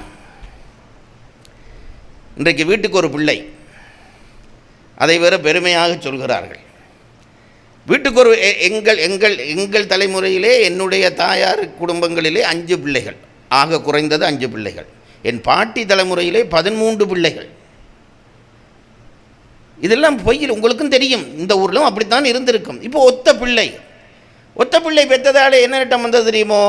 அவனை பார்த்து நாங்களும் இப்போ எல்லாம் சுருக்குறோமா, வாழ்க்கையை சுருக்குறோமா, எல்லாம் பிள்ளைக்கு கொடுக்க வேணுமா, பிள்ளைக்கு ஒரு குறையும் விடப்படாதாம், அவன் என்ன கேட்குறானோ கொடுங்க. அப்போ ஒரு பிள்ளை இருந்தால் தான் அப்படி கொடுக்கலாம். பைத்தியக்காரா, அந்த ஒரு பிள்ளை நாளைக்கு நீயும் உன் மனைவியும் இறந்த பொழுது அதற்கு கொடுக்க ஒருவரும் இல்லாமல் நிற்கப் போகிறதே, கை கொடுக்க ஒருவரும் இல்லாமல் நிற்கப் போகிறதே என்பது கூடவா உனக்கு தெரியவில்லை? இன்றைக்கு நீ கொடுக்குற ஐஸ்கிரீமும் சாப்பாடும் பொம்மையும் தானே அதுக்கு முக்கியம். நாளைக்கு அது வளர்ந்து சோர்வுறுகிற பொழுது நான் உனக்கு நிற்கிறேன், சக உதரன் நிற்கிறேன், உன் வயிற்றிலே பிறந்தவன் நான் நிற்கிறேன், பயப்படாதே, எனக்கு சொல் என்று சொல்ல ஒரு சகோதரன் இல்லாவிட்டால் நீ என்ன மனிதன்? அந்த சகோதரனை கொடுக்க முடியாமல் சாப்பாடு கொடுக்கிறாய், முட்டாளினம். சகோதரனை கொடுக்க முடியாமல் சாப்பாடு கொடுத்து கொண்டிருக்கிறோம். எல்லாம் இந்த இந்த இந்த பண்பாட்டு சிதைவுகள். அதனால்தான் சொல்கிறார், ஒரு குறையும் இல்லை, ஒரு குறையும் இல்லை. எனக்கு தெரிய என்னுடைய தாயாருடைய தாயார் இருந்த காலம் தொடக்கம் எனக்கு தெரியும், அறிவிக்க தெரியும். அவர் ஒரு நாளும் வீட்டுக்கு வந்தவர்களை அவர் ரொம்ப சாதாரணமாக எங்கள் வீட்டிலே அந்த சமையலறை என்பது ஒரு ஓலை குடிசை, அப்படித்தான் பெரும்பாலும் இருக்கும். இந்த பனைமட்டைகளை வைத்து வேய்ந்திருப்பார்கள், இந்த நெருப்பு பிடிக்காமல் மேலே பனை ஓலையால் வேய்ந்திருப்பார்கள். இதுதான் மண்ணாலே மெழுகி சாணம் போட்டு மெழுகுவார்கள். இதுதான் அந்த வீடு. எரிக்கிறது அடுப்பு வச்சு விறகு வச்சு எரிக்க வேண்டும், பாலை வச்சு எரிக்க வேண்டும், எரித்து தான் சமையல், மண்பானையில் தான் சமையல். அப்போ எல்லாம் இந்த சில்வர் பாத்திரம் வரையில்லை, பித்தளை பாத்திரம்தான். வீட்டில் இருக்க பெண்களில் ஆறாவது ஒருத்தருக்கு என்ன வேலை என்றால் காலமாக போயிருந்து ஒரு வாளியில் தண்ணி அள்ளி வச்சு அந்த அந்த பித்தளை பாத்திரம் எல்லாம் அப்படியே விளக்கி எடுக்க வேண்டும். அதை ஒரு வேலையாக செய்ய மாட்டார்கள். அப்பொழுதுள்ள பெண்கள் சந்தோஷமாக செய்வார்கள். அதை விளக்கிட்டு கழுவிட்டு இப்படி சூரிய வெளிச்சத்தில் இப்படி பிடிச்சு பார்ப்பார்கள், மினுங்குதான்ட்டு. அதுக்கு பிறகு தான் கொண்டு வந்து உள்ளே வைப்பார்கள். இப்படி இருந்த வாழ்க்கை நம் வாழ்க்கை. அந்த அந்த அந்த மண் சமையலறைக்குள்ளே தான் பாட்டி 50 பேருக்கு சாப்பாடு போட்டாள். எனக்கு இன்றைக்கும் தெரியும், வீட்டுக்கு யாராவது ஒருத்தர் வந்தால் என்னுடைய பாட்டி சாப்பிடுகிறாயா என்று கேட்டதில்லை, சாப்பிட்டாயா என்று கேட்டதில்லை, சாப்பிடு என்று தான் சொல்வார். சாப்பிடு என்று தான். யார் வந்தாலும் தம்பி வா சாப்பிடு. நாங்கள் இப்போ அப்படி இல்லை, மாறிட்டோம். சாப்பிட்றீங்களோ, எந்த வெக்கம் கட்டவன் ஓம் பண்ணுவான். சாப்பிடுகிறீங்களோ, அதுக்கு பிறகு சாப்பிட்டு வந்துட்டீங்களோ, அது இப்போ இன்னும் கொஞ்சம் மேலே வளர்ந்துட்டோம், அதுக்கு பிறகு சில பேர் சாப்பிட்டு இருப்பீங்கன்றே சொல்கிறான். ஏண்டா நீ இல்லை என்று சொல்லு, அதுக்கு தான் நான் உன்னை கேட்குறேன். அப்படித்தான் வாழ்ந்தார்கள். வறுமை, ரொம்ப வறுமை இருந்தது. ஒன்றும் பெரிய இப்போ இருக்கிற செல்வத்தினுடைய 100ல் 1 பங்கு ஒரு வீட்டிலே இருக்கவில்லை. கார் இல்லை, ஒன்றும் இல்லை. ஆனால் மனம் நிறைய அன்பிருந்தது. அந்த அன்பை கொண்டு அள்ளி அள்ளி கொடுத்தார்கள். எல்லாருக்கும் அள்ளி அள்ளி கொடுத்தார். எவன் வந்தாலும் ஒரு சமையல், ஒரு சாப்பாடு. சாப்பாடு இல்லை என்றே எங்கள் வீடுகளிலே அந்த காலத்திலே இருந்ததில்லை. எனக்கு நன்றாக தெரியும். சாப்பாடு இருக்காது. கட்டாயம் பானையிலே சாதம் இருக்கும். அது ராத்திரி இருந்து மிஞ்சும். அந்த மிஞ்சிற சாதத்திலே தண்ணி ஊற்றி வைப்பார்கள். ஏனென்று கேட்டால் ராத்திரியிலே யாராவது வந்தால் போட வேணுமே என்பார்கள். இன்றைக்கு 4 பேரா, அப்போ ஒரு ஒரு ஒரு இவ்வளவு அரிசி போட்டால் போதும், எல்லாம் கணக்கு வச்சு தராசில் நிறுத்து வச்சுருக்கிறான். அதை தான் போடுவான். போட்டு சாதம் வந்தால் சமமாக பிரித்து சாப்பிட்டு பானையை சுத்தமாக கழுவி கவிட்டுட்டு தான் படுக்கிறார். ஒரு பிள்ளை வர முடியாது, பிறகும் வர முடியாது, சாப்பிடக்கையும் வர முடியாது. சாப்பிடக்க வந்தாலும் கொடுக்க மாட்டான். இதுதான் நீ செல்வனா? இதுதான் உன்னுடைய வாழ்க்கையா? அவர் சமுந்தர் சொன்னார், எண்ணில் நல்ல கதிக்கு யாதும் ஒரு குறைவில்லை. நினைச்சு பாருறா, அந்த கிழவி வாழ்ந்தது முடிஞ்சது தானே, உன்னாலே ஏன் வாழ முடியவில்லை? அந்த கிழவி 13 பிள்ளைகள் பெற்று சகோதரங்கள் எல்லாம் கைகோத்து நின்றனவே ஒரு இன்ப துன்பம் வருகிற பொழுது. உனக்கு அது ஏன் தெரியவில்லை? எனக்கு தெரிய சொல்லுகிறேன் பாருங்கள். இதில் உங்களுக்கு பதிக்க வேணும் என்பதற்காக சொல்லுகிறேன். என் பாட்டியினுடைய தாய் பூட்டி, அவர்களுக்கு தான் இந்த 13 பிள்ளை அப்படி ஏதோ, அவர்கள் கடைசியிலே படுக்கையிலே கிடந்தார்கள். மலம் சலம் எல்லாம் படுக்கையிலே போச்சு. ஒரு ஆம்பளை பிள்ளை அந்த தாயை வச்சு பார்த்தார் பாருங்க. ஒரு ஆண் பிள்ளை, பொம்பளை பிள்ளையும் இல்லை. ஒவ்வொரு அப்போ இப்போ மாதிரி பெரிய இந்த மாபிள் போட்ட பாத்ரூம் கிடையாது, பைப்பை திறந்தா வர்ற தண்ணி கிடையாது. ஒரு பக்கத்தில் மணல் குவிச்சு வச்சிருப்பார்கள். நான் கண்ணால் பார்த்துருக்கிறேன். அந்த கிழவி மலம் கழித்து விட்டாலோ என்னவோ அந்த மண்ணை கொண்டு வந்து ஒரு வெறுப்பில்லாமல் போடுவார். போட்டு சாமி பிரசாதம் அள்ளுற மாதிரி கையால் அள்ளி கொண்டு போய் வெளியில் போடுவார், கையை கழுவுவார். இதுதான் வாழ்க்கையாக இருந்திருக்கிறது. ஏனென்றால் தாய்க்கு கடமை செய்கிறேன் என்கின்ற அந்த உணர்வு இந்த அழுக்கை எல்லாம் மறக்க செய்யும். பிள்ளையினுடைய அழுக்கை யாராவது பெற்றோர்கள் அழுக்கென்று நினைத்திருக்கிறீர்களா? நான் உங்களை கேட்கிறேன். குழந்தையினுடைய அழுக்கை யாராவது அழுக்கென்று நினைத்திருக்கிறீர்களா? ஐயோ இது எனக்கு கிருமி பிடித்துவிடும் என்று எவனாவது கையை உதறி இருக்கிறாயா? உன் பிள்ளை உனக்கு முக்கியம் என்றால் அதே தானே உன் தாய் உனக்கு செய்தாள், அதையே நீ மறக்கிறாய். வாழ்க்கையை வாழத் தெரியாமல் வாழ்ந்து கொண்டிருக்கிறோம். அதனால்தான் ஞானசம்பந்தர் சொன்னார், மண்ணில் நல்ல வண்ணம் வாழலாம், வாழ்வதற்கு ஒரு குறையும் இல்லை, நீ நினை, அதான் முக்கியம். நீ நினைக்க வேண்டும். இல்லை இல்லை இல்லை என்றால் என்றைக்கும் இல்லை தான். நான் என்னுடைய கம்பன் கழகத்தில் இருக்கிற பிள்ளைகளுக்கெல்லாம் நான் எப்பொழுதும் ஒரு ஒரு ஒரு ஒரு என்ன மகுட வாக்கியம் சொல்லுவேன். எங்கள் ஊரிலே சம்மதத்துக்கு ஓம் என்று சொல்வார்கள். உங்களுக்கு அது தெரியும். ஓம் என்றால் சம்மதம். நான் அவர்கள் ஏதாவது ஒரு காரியம் செய்கிற பொழுது ஏதாவது ஒரு சமரசம் என்னால் அது முடியாது என்று சொன்னால் நான் சொல்வேன், இயலாது என்பதற்கு 200 காரணம் சொல்லாதே, ஓம் என்பதற்கு ஒரு காரணம் சொல்லன்பேன். எனக்கு இதை செய்ய முடியாது என்பதற்கு 200 காரணம் சொல்லாதே, செய்ய முடியும் என்பதற்கு ஒரு காரணம் சொல். அதில் இருந்து தான் உன் வாழ்க்கை தொடங்குகிறது. அதனால்தான் ஞானசம்பந்தர் சொன்னார், எண்ணில் நல்ல கதிக்கு யாதும் ஓர் குறைவில்லை. நீ நினைத்துப்பார், முடியும். யார் சொன்னது முடியாதென்று? உன் உணவை பகிர்ந்து கொடு. அதில் வருகிற கொடுத்து பார்த்தால் தானே சந்தோஷம் பெறுவதற்கு. நான் அதுதான் நினைப்பதுண்டு. பகிர்ந்தே நாங்கள் அனுபவிக்கவே இல்லையே, நல்லவற்றை நாம் தொடுவதில்லை என்று சத்தியம் பண்ணிவிட்டு இருக்கிறோம். மற்றவனுக்கு ஏதாவது கொடுத்து அதனாலே ஈத்துவக்கும் இன்பம் என்றார் திருவள்ளுவர். வாங்குகிற சந்தோஷம் இப்போ எல்லாருக்கும் தெரியுது, கொடுக்குற சந்தோஷம் ஒரு சந்தோஷம் இருக்கும். உனக்கு தெரியுமாடா? கொடுத்துப்பார். ஒரு ஏழைக்கு ஒரு 10 ரூபா கொடு, அவன் கையேந்தி வாங்கி ராசா நல்லா இரியா என்று சொல்லுகிறானே, அந்த பார்த்தால் அதில் கொடுக்க வேணும் என்ற ருசி உனக்குள்ளே தானாக பிறக்கும். நீ தானே பொக்கெட்டுக்குள்ள கையே விடுறா இல்லையே, உனக்கு எப்படி அந்த சந்தோஷம் தெரியும்? கொடுக்க வேணும் என்றது அந்த அந்த அனுபவங்கள் எல்லாம், நல்ல அனுபவங்களை எல்லாம் தொலைத்து விட்டோம். சுயநலம். அந்த சுயநலம் இன்றைக்கு என்ன ஆகி இருக்கிறது தெரியுமோ?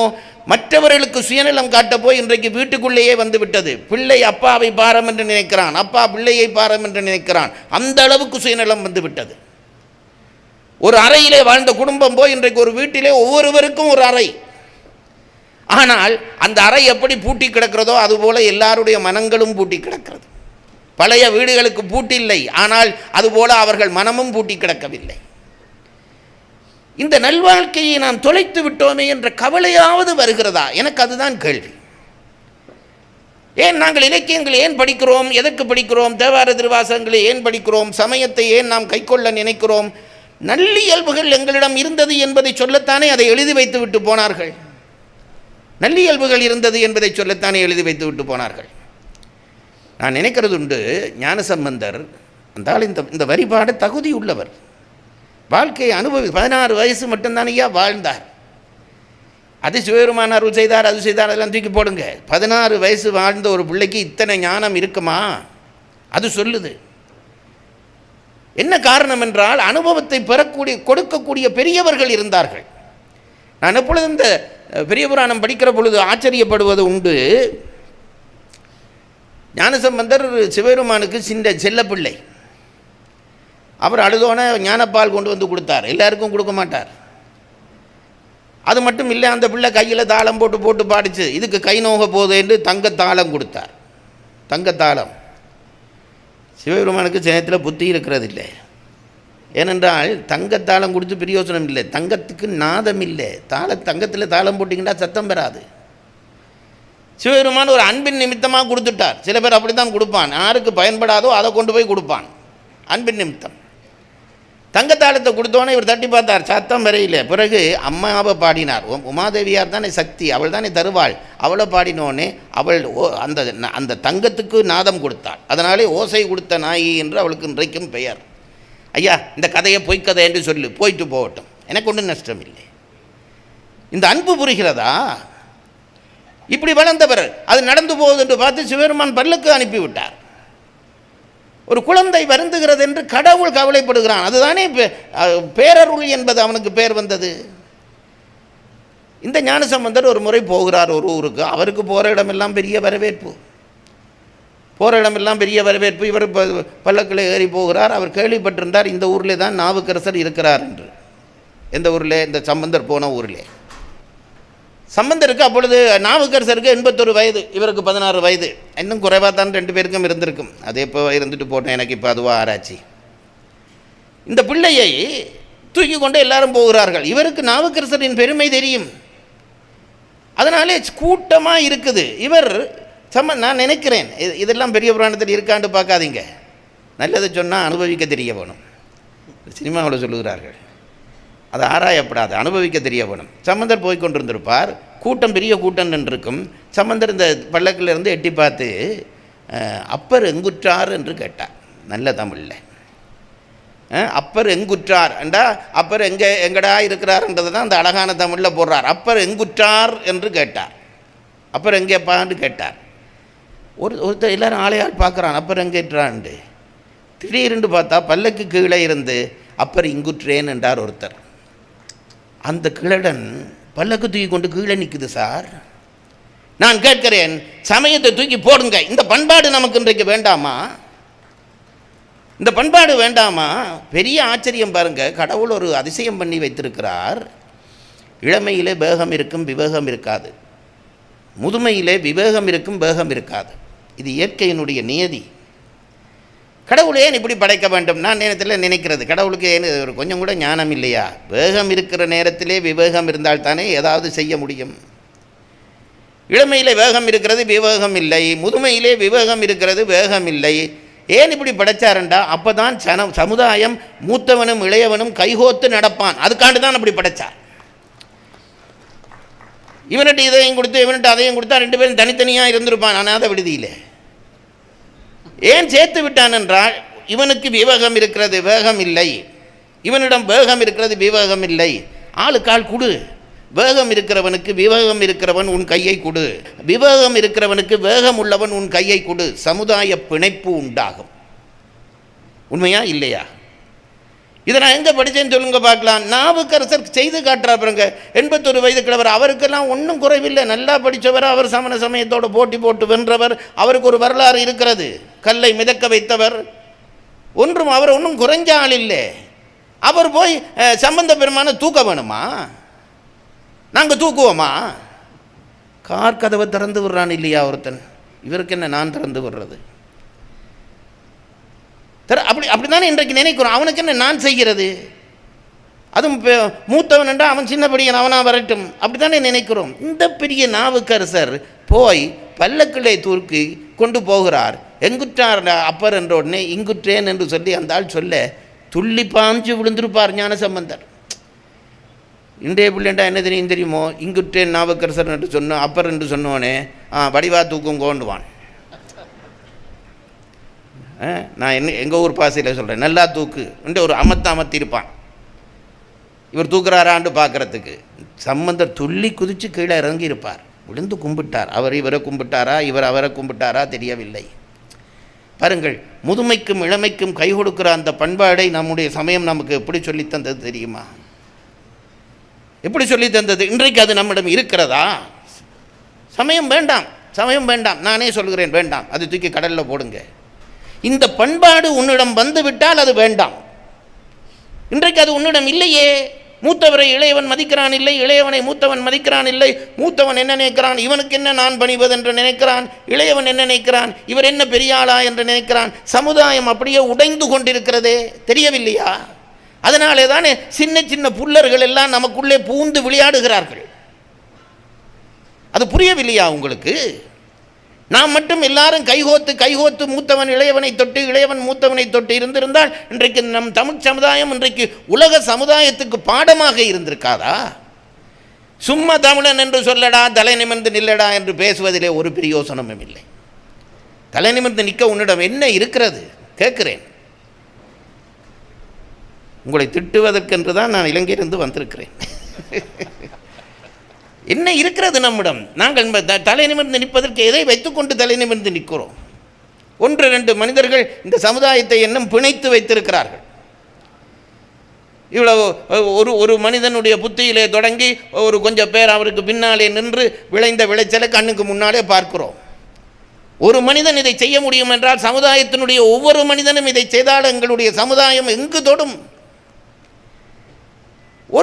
இதெல்லாம் தேவை. நான் அதுதான் சொல்லுகிறேன். இந்த பண்பாடு என்னிடம் வந்து விடுகிறதா? மூத்தவன் இளையவனை மதிக்க, இளையவன் மூத்தவனை மதிக்க பண்பாடு வந்து விடுகிறதா? தூக்கி போட்டு விடலாம், சமயம் வேண்டாம். இன்றைக்கு வராதபடியால் தான் நான் சமயம் தேவை என்று சொல்லுகிறேன். அது மட்டுமல்ல, எத்தனை கதைகளை படைத்து வைத்து விட்டு போனார்கள். ஞானசம்பந்தர் ஒரு குழந்தை, அது சொல்வதற்கு பலது இருக்கிறது. என்னுடைய நேரக்கணக்கு தெரியாமல் நான் திகைக்கிறேன். ஞானசம்பந்தர் ஒரு குழந்தை என்ன செய்கிறார்? இன்றைக்குத்தானே நாங்கள் சொல்லுகிறோம் இந்த ஜாதி வேறுபாடுகள் எல்லாம் சமயம் தந்து விட்டது என்று ஒரு குற்றச்சாட்டு. ஒருவருக்கொருவர் ஜாதி வேறுபாடுப்பதும், ஒருவரை தாழ்த்துவதும், ஒருவரை வீழ்த்துவதும் தம் சமயத்தாலே வந்தது என்று சில பேர் சொல்லிக் கொண்டிருக்கிறார்கள். என்ன இப்பொழுது பிரச்சனை என்றால், நல்லவற்றுக்கு தீய வகையிலே வியாக்கியானம், தீயவற்றுக்கு நல்ல வகையிலே வியாக்கியானம். இன்றைக்கு பல பேர் என்ன சொல்கிறார்கள்? ராமன் கெட்டவன், ராவணன் மெத்தத்திரம் என்கிறார்கள். எனக்கு அது புரியவில்லை. நல்லவற்றுக்கு தீயான விளக்கம் சொல்வது, தீமைக்கு நல்லதான விளக்கம் சொல்வது. இங்கே பாருங்கள், சாதி வேறுபாடுகள் என்று சொல்லுகிறோமே, ஞானசம்பந்தர் பிராமணர். அப்போ எல்லாம் சரியாக தான் இருந்திருக்கும் போல இருக்குது. நாம தான் கெடுத்துட்டோம். அவர் பிராமணர். அவர் தந்தையார் ரொம்ப ஆசாரம் பார்க்குற பிராமணர். அதனால தான் குளிச்சுட்டு எழும்பி வந்து பிள்ளைகிற வாயில் பாலை கண்டோன்னே இது ஆர்வ பால் கொடுத்துட்டு போயிட்டான் பிராமண பிள்ளைக்கு அடிக்க போனார். உங்களுக்கு அந்த கதை தெரியும். அப்போ தான் ஆறா உனக்கு பால் தந்ததுன்னு தடி தூக்கி அடிக்க போனோன்னே அவர் காட்டிச்சு, தோடுடைய செவியன் விடையேறியோர் தூவன் மதிசூடி என்று பாடிச்சல்லவா. அப்போ தான் சிவபெருமானே வந்துட்டார். இடையப்பா இவன் அந்த கிழவன் அடிச்சிட போகுது இந்த பிள்ளைக்குன்ட்டு. அப்படிப்பட்ட ஒரு பெரிய ஆசாரம் பார்க்குற, ஒழுக்கம் பார்க்குற, சீலம் பார்க்குற குடும்பத்திலே வந்தவர் ஞானசம்பந்தர். பிறகு நீ சாதியை தானே சொல்கிறாய் என்று நீங்கள் நினைப்பீர்கள். நான் அதை சொல்லவில்லை. ஊராக போகிறார். ஒரு இடத்துல போகிற பொழுது இவர் நன்றாக பாடுவார். அது இந்த பிராமணர் குலத்துக்கு பாட வருகுது. அது தொடர்ந்து பேணுகிறதாலே வருகுது, மற்றவர்களுக்கு வராதென்று இல்லை. பாடியிருப்பார் போல இருக்கு சம்பந்தன். அந்த பக்கத்திலே கொஞ்சம் தூர இருந்து ஒருத்தர் இந்த பிடில் வாசித்தார், யாழ் வாசித்தார். திரும்பி பார்த்தா ஒருத்தர் நிற்கிறார். அவர் பக்கத்தில் மனைவி மதங்க சூடாமணின்னு அந்த அம்மாவுக்கு பேர். இவருக்கு பேர் திருநீலகண்ட யாழ்ப்பாணர். இவருக்கு வேலை யாழ் வாசிக்கிறது. யாழ் வாசிக்கிறேன்டா இப்போ நீங்கள் யாழை விட்டுருங்க, வயலின் வாசிக்கிறேன்னு நினைங்க. இவர் பாடினோன்னே அந்த பாட்டை அப்படியே ஞானசம்பந்தர் வயலினில் வாசித்தார். அந்த திருநீலகண்ட யாழ்ப்பாணர் வாசித்தார். ஞானசம்பந்தர் திரும்பி பார்த்தார். இதாரா இவர் நல்லா வாசிக்கிறாருன்னு திரும்பி பார்த்தா அவர் உங்க ஓரமாக வெளியில் நிற்கிறார். ஞானசம்பந்தர் அவரை கூப்பிடுங்க என்றார். இல்லையா, நாங்கள் கோயிலுக்குள்ளே வரப்படாது, அந்த காலத்தில் இருந்த பிரச்சனை, வரக்கூடாது. இல்லை நீங்கள் வாங்கன்று ஞானசம்பந்தர் கூப்பிட்டுருப்பார். கூப்பிட்டோடனே தயங்கி திருநீலகண்ட யாழ்ப்பாணரும் அந்த அம்மாவும் வந்தார்கள், தாழ்த்தப்பட்டவர்கள். இவ்வளவு அழகாக பாடுகிறீர்களே, இவ்வளோ அழகாக வாசிக்கிறீர்களே, இன்னும் கொஞ்சம் வாசிங்கன்ட்டு கேட்டார். இதை இவர் வாசித்தோடனே சம்பந்தருக்கு பிடிச்சிட்டுது. என்ன சொன்னார்? இனிமேல் நாங்கள் தனித்தனியே இப்படி போக வேண்டாம், சேர்ந்தே போவோம் என்றார். போவியா? இன்றைக்கு போவியா? இப்படி ஒரு உயர் குலத்தில் பிறந்தவன், அவன் வயலின் வாசிக்கிறான், பாடா சேர்ந்து வாச்சு பாடுவோம் என்று சொல்கிறதுக்கு எத்தனை பேர் தயாராக இருக்கிறாய்? தயாராக இருந்தால் இந்த திருமுறைகளை தூக்கி கடலில் கொட்டு. இந்த தயார் நிலை வந்து விட்டதா? சிவபெருமானே சொன்னதா பாடுறார் ஐயா சேக்கிழார். இந்த யாழ் இருக்கிறதே, இந்த நரம்பை இழுத்து கட்ட வேணும். இழுத்து கட்டிட்டு அது வாசிக்கிற பொழுது நிலத்தில் இருந்து வாசித்தால் அந்த அந்த வாசிக்கிறவர உடம்பில் நிலத்தினுடைய குளிர் ஏறினா அந்த குளிர் கைவழியாக வந்து யாழ் நரம்பில் பிடிச்சா யாழ் நரம்பு விட்டு கொடுத்துரும், சுரம் சரியாக வராது. இதெல்லாம் பெரிய விஷயம். நிலத்தில் இருந்து வாய்ச்சா அதான் ஒரு துண்டு போட்டு வாசிக்கிறது. நிலத்தில் இருந்து வாய்ச்சா அந்த குளிர் மெல்ல மெல்ல ஏறி கைவழியாக வந்து நரம்பில் பிடிச்சு நரம்பை தளர பண்ணிவிடும், சுரம் வராது. அண்மையில் தான் நான் நான் நல்லா சமைப்பேன் என்று சொன்னபடியாக ஒன்று சொல்லுகிறேன். எனக்கு இந்த சமையல் எனக்கு இந்த யூடியூப்புகளில் பார்க்குறதுண்டா ஒன்று இந்த இலக்கியம் பேச்சு பார்க்க வேணும், இல்லாட்டி சமையல் பார்க்க வேணும். அதனால் நான் சமையலை ரொம்ப ரசித்து பார்ப்பேன். ஒரு வயதான ஒரு பாட்டி சொன்னார்கள், அது அவர் சொன்னதை சொல்கிறேன். அவ தன்னுடைய பாட்டியை பற்றி சொல்லுகிறார். அந்த பாட்டி தன்னுடைய பாட்டி சொல்வாராம், இந்த மாவு அரைக்கிற பொழுது கை வச்சு அரைக்கப்படாதுன்னு வாராம். கை வச்சு அரைச்சால் அந்த கைச்சூடு பட்டு மாவு நாங்கள் நினைக்கிறத விட முன்னால் புளிச்சிருமா. இப்படி ஒரு நூதனம் பார்த்து வாழ்ந்திருக்கிறார்கள். கைச்சூடு பட்டு அந்த கையை வச்சு மாவை செய்கிற பொழுது செய்தால் கை வைக்கப்படாது, அதை கவனமாக செய்ய வேணும் என்று சொன்னதாக அந்த அம்மா சொன்னது எனக்கு நான் பார்த்து ஆச்சரியப்பட்டேன். அப்போ தான் நான் நினைச்சேன், அப்போ அந்த கைச்சூடு பட்டே மா புளிக்குதுண்டா நிலத்தில் இருந்தால் யாழ் பழுதாகும் தானே. இவர் போனார், நிலத்தில் வெளியில் இருந்து வாச்சார். சிவபெருமான் கூப்பிட்டார் கொஞ்சம் பேரை, இங்கே வாடா போய் அவரை உள்ளுக்கு கூப்பிடு. நம்ம சமயம் ஒன்றும் தாழ்ந்தது இல்லையா, தாழ பண்ணி விட்டார்கள் சில பேர். கூப்பிடு அவனை உள்ளுக்கு, இங்கேருந்து வாசிக்க சொல்லு. சரி என்று அவர் நிலத்திலிருந்து வாச்சார். உடனே திருப்பி கூப்பிட்டார் சிவபெருமான், இங்கே வாங்கடா. என்னடா அறிவு கட்ட வயலின் வாசிக்கிறவரை நிலத்திலிருந்து வாசிக்க விட்டுருக்கிறீர்கள், அவருக்கு பொற்பலகை கொண்டு வந்து போடு. மரப்பலகையும் இல்லை, பொற்பலகை கொண்டு வந்து போடு, அதில் இருந்து வாசிக்கட்டும்னோடனே இருந்து வாச்சார் என்று பெரிய புராணத்தில் சேக்கலார் எழுதுகிறார். யாருக்கு எழுதுகிறார்? சிவபெருமானுக்கு சம்பந்தன்ற கதை எழுதுகிறாரா? நமக்கு புத்தி சொல்கிறார், இப்படி வாழடா என்று சொல்லுகிறார். வாழ்ந்தோமா நாங்கள்? அதை விட பெரிய விஷயம், சம்பந்தர் பிறகு கூட்டி கொண்டு போகிறார். திருநீல நக்கர் என்ற ஒரு அடியார் வீட்டுக்கு கூட்டிகிட்டு போகிறார். நான் நினைக்கிறேன் அவரும் பிராமணரோ என்னவோ தெரியவில்லை. சம்பந்தர் வந்தால் தெரியாதா, அவருக்கு பின்னால் ஒரு கூட்டம் வரும், பக்தர்கள், ரசிகர்கள், அவர் பாட்டு கேட்குறவர்கள் எல்லாரும் கூட்டமாக வந்துட்டார்கள். கூட்டமாக வருகிற பொழுது இந்த திருநீலகண்டருக்கும் அவருடைய மனைவிக்கு, திருநீலகண்ட யாழ்ப்பாணருக்கும் அவருடைய 2 திருநீலகண்டர், நான் சொல்கிறது திருநீலகண்ட யாழ்ப்பாணரே, அவருக்கும் மனைவிக்கும் மனதுக்குள்ளே கொஞ்சம் கூச்சம் இருந்திருக்கும். இது பிராமண வீடு, அங்கே நம்ம போகலாமான்ட்டு அதுகள் கொஞ்சம் பின்தங்கிட்டார்கள். அவர்கள் பின்தங்கினா இதை ஞான சம்பந்தர் கவனிக்கல், கூட்டம் இடிச்சு கொண்டு போய் ஏற்றிடுறான். எனக்கே அது நடக்குது. நான் ஏறாமலே காரில் ஏற்றிடுறார்கள். அப்போ அப்படி கொண்டு போய் தள்ளி விட்டு ஞானசம்பந்தர் உள்ளே போயிட்டார். அதை கவனிக்க இல்லை அந்த சனத்துக்கு இடையிலே. அங்கே போனால் யாகசாலை கொஞ்ச நேரத்தில் திரும்பி பார்க்குறார் ஞானசம்பந்தர், திருநீலகண்டரையும் மனைவியையும் காணவில்லை. உடனே சொன்னார், அவர்களை உள்ளே கூப்பிடுங்கள் என்றார். நம் இனம் அப்படித்தான் வாழ்ந்திருக்கிறது, நம் சமயம் அப்படித்தான் சொல்லி தந்திருக்கிறது. இதை சொல்லுவார் இல்லை, என்னமோ சமயம் ஏதோ குற்றம் செய்வதற்காகவே வந்தது என்பது போல சொல்லி கொண்டிருக்கிறார்கள். உள்ளே கூப்பிடுங்கள் என்றார். திருநீலகண்ட யாழ்ப்பாணரையும் மனைவியையும் கூப்பிட்டு கொண்டு உள்ளுக்கு வந்து என்ன செய்தார்கள், அந்த காலத்திலே வீடுகளிலே நித்திய ஓமகுண்டம் இருக்கும், நிரந்தரமாக ஓமம் பழப்பார்கள். அப்படி ஓமம் பழத்த குடும்பங்களிலே ஒரு காலத்திலே இங்கே வடநாட்டிலே இந்த இது வெடித்து விஷவாயு பரவிச்சதே, அது எந்த ஊர்?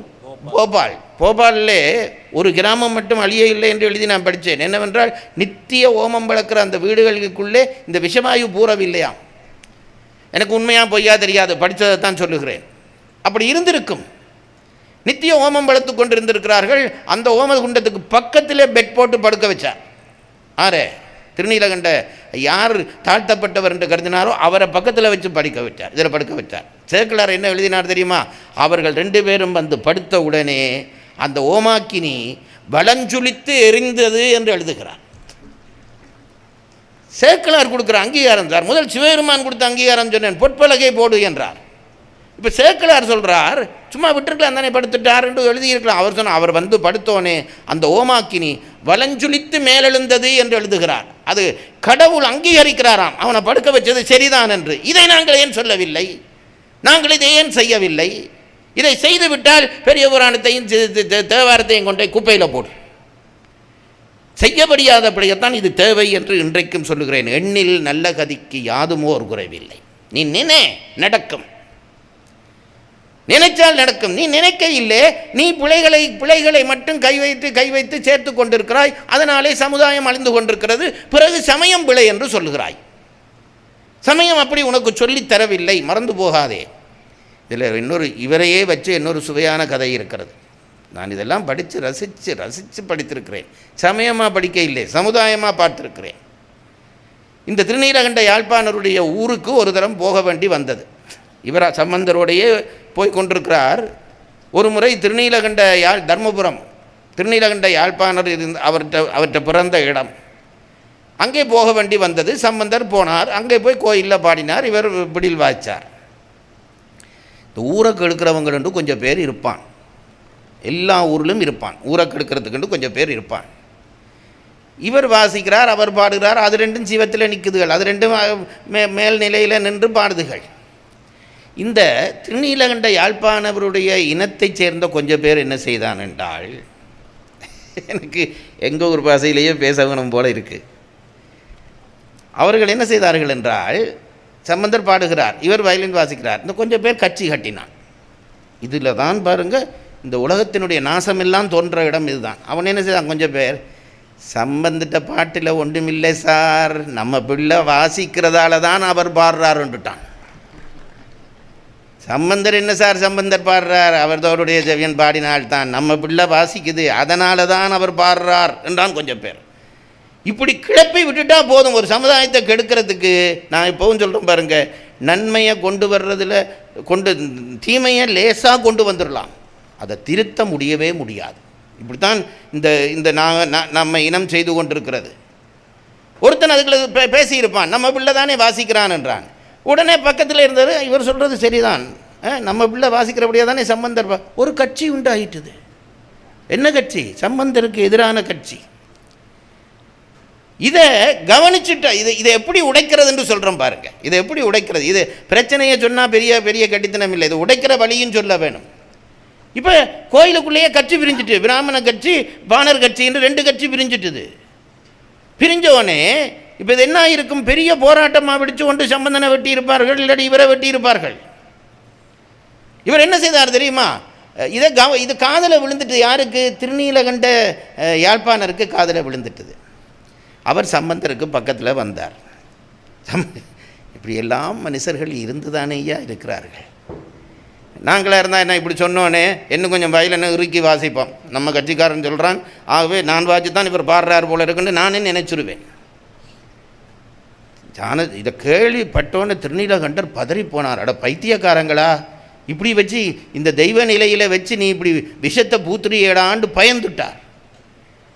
டக்குண்டு வந்து ஞானசம்பந்தருக்கு பக்கத்தில் நின்றார்.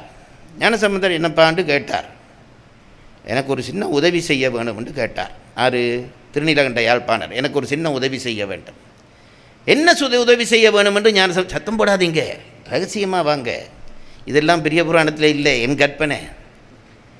ஞானசம்பந்தரை பக்கத்தில் கூப்பிட்டுருப்பார். என்னென்று கேட்டார். எனக்கு ஒரு உதவி செய்ய வேண்டும். என்ன உதவி?